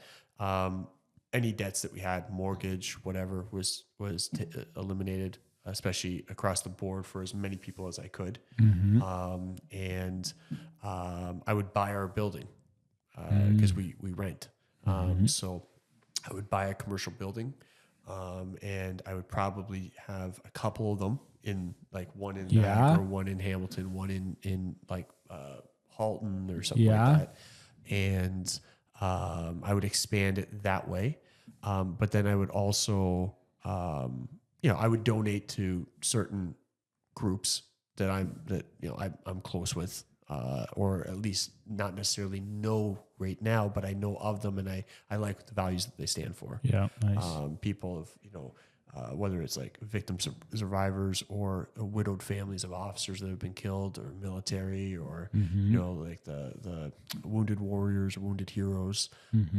I'd probably start to go into anything like that, and then give to anything related to PTSD for first responders. Would you keep any of it? Sounds like you're giving it all away. Oh no, I would definitely make sure that we're taken care of. Nice. But like 50 million, like I Yeah. could probably give. You can I'm do a sure lot. with 50 million, I'm sure I could probably give $500,000 to, 100,000 each to 5 organizations. Yeah, totally. That are good for first responders, fire, police, military, It's whatever. awesome. Right? It's awesome. I hope you win the lotto. Trust me too, bro. And give nurses a raise. My wife is going to yell at me if I don't say that. Yeah, no doubt. No doubt. She's a labor and delivery nurse. Yeah. Eh? Yeah. Well, yeah, no doubt. That's They like talk codes to each other when she's the patient. She's like birthing, and I'm just trying to not pass out, standing in the corner of the room, and they're like running over to me with like cold ice and like popsicles. They're like, "Are you okay, Daniel?" I'm like, "Yeah, I'm fine." Sabrina's like, "You're gonna want to get a chair for him, right?" It's just like that's hilarious. That is hilarious. I'm like, I'm so glad that everybody in this room is so comfortable because I am absolutely not. That's hilarious. Okay, last one. What's up? Last one. It's this one. I'm actually interested. This one is almost built for you. Well, we've talked about both, but would you rather live in the city or the country? Because you've given some props to country living. 100%. I love where I live because I'm homegrown there. Yeah. And we kind of got 5 minutes in any direction, you have a very different scene. So I like that. Like if I leave my driveway and I go 5 minutes north, I'm at the lake. I'm at Lake Ontario. That's sweet. And if I go 5 minutes south, I'm up the escarpment and I'm in Countryville, where it looks like this. And I mean, this is a much nicer area, but it doesn't look like how it does in a normal subdivision, right? You have a house, and half a kilometer down, you have another house, right? And it's just, there's no sidewalks, there's no nothing, right? And I like having that within a 5 minute radius. If I go 15 minutes west, I'm in, the heart of the downtown core, which I try to avoid. Right. And then if I go the other way, I'm in like Winona, Grimsby area, which you're in a cool spot. Yeah. So that is really cool. I like that. I like the fact that you can go for a cruise and I don't have to, and geographically where I am, I'm in Stony Creek. Mm-hmm. So like Fortino's is 2 minutes away. Shoppers is 90 seconds away. Like you're around everything, but you can also be in 5 to 6 minutes around nothing, which I think is really cool. That is cool. Or you could be you're picking the city doing in 10 minutes if you want. So you're picking the city because you got a really cool city. But to be honest, I would live in the country. Interesting. If I had to, I would live on like one of those streets that I was talking about that's 5 minutes out from where I am. Right. I'd be still close, and I want to be close to where we are work-wise. I love the area. It's high population. You got everything around you. But to drive 5 minutes through the country and then at one traffic light hit the city, like I like that. Yeah. And, I won't see that development come out my way for another 40 years, 30 years if I lived there now. Right. Right. So, yeah, I would take my house, but put it on multiple acres. 5 or 10 minutes from where I currently am. Not too far from you are. Yeah. Interesting. Yeah. Wrapping it up, if people want to reach out to you. Yep. Why would they want to do that? To come and train and shoot shit with you because you're a great guy. I appreciate that, brother. Yeah. I'll give you $10 after. Thank you. Appreciate it. Where do they find you? How do people reach out if they want to talk to you? Yeah. Facebook, Daniel Yeates. Instagram, Sensei Daniel Yeates. Facebook and Instagram, Global Martial Arts Academy. You can just jump onto our website and throw us a message. You can give us a call at the Academy. Phone number is 905-389-2222. And we got all of our information right there. I like it. Yeah. It's perfect. And I don't know if it works or not, but I hope you do consider that live streaming idea because I think that would be super cool. Got the ball rolling, that's for sure. Yeah, that would, to me, I don't know if that works or not, but that would be pretty cool to be able to tune into that. There are some people that will do training sessions where they'll do a live stream. It's Generally not a full class. It's usually just like a tidbit. I can only imagine that it does well. You know, I mean, how many people don't have it's nerve-wracking to walk into a place where people are hitting each other, and you know, it's outside of your realm if you've never been in it. Yeah, totally. You know, and you know, I do it every day, so I don't, you know, it's not that I don't think anything of it, but you know, I'm doing this each day, and I always try to be conscientious of the fact that a lot of people aren't. So when they do come in, try to make that the best experience for them. But how many people don't come in because there isn't that thing that they can comfortably view from home. Totally. Where they say, you know what, that's actually cool. I didn't know what the inside of that place looked like. Right. Right. Oh, it's nice to actually hear him talk about that. Yeah. That program or that art or that class. Yeah. I like the idea. Bro, this was so sick. Appreciate you, brother. I'm glad we finally put this together. Thanks for putting up with me. I had like literally, I always wanted to come and do this since you asked, and it was just not happening on the calendar. It's all good. I'm so sorry for that, bro. It's all good, and I hope at some point we can do it again. I'm sure. I'm down. Yeah, like I'm sure we won't have a hard time finding things to talk about. Cool. I'm good. Good stuff, Wicked. Thank you, brother. Thank you.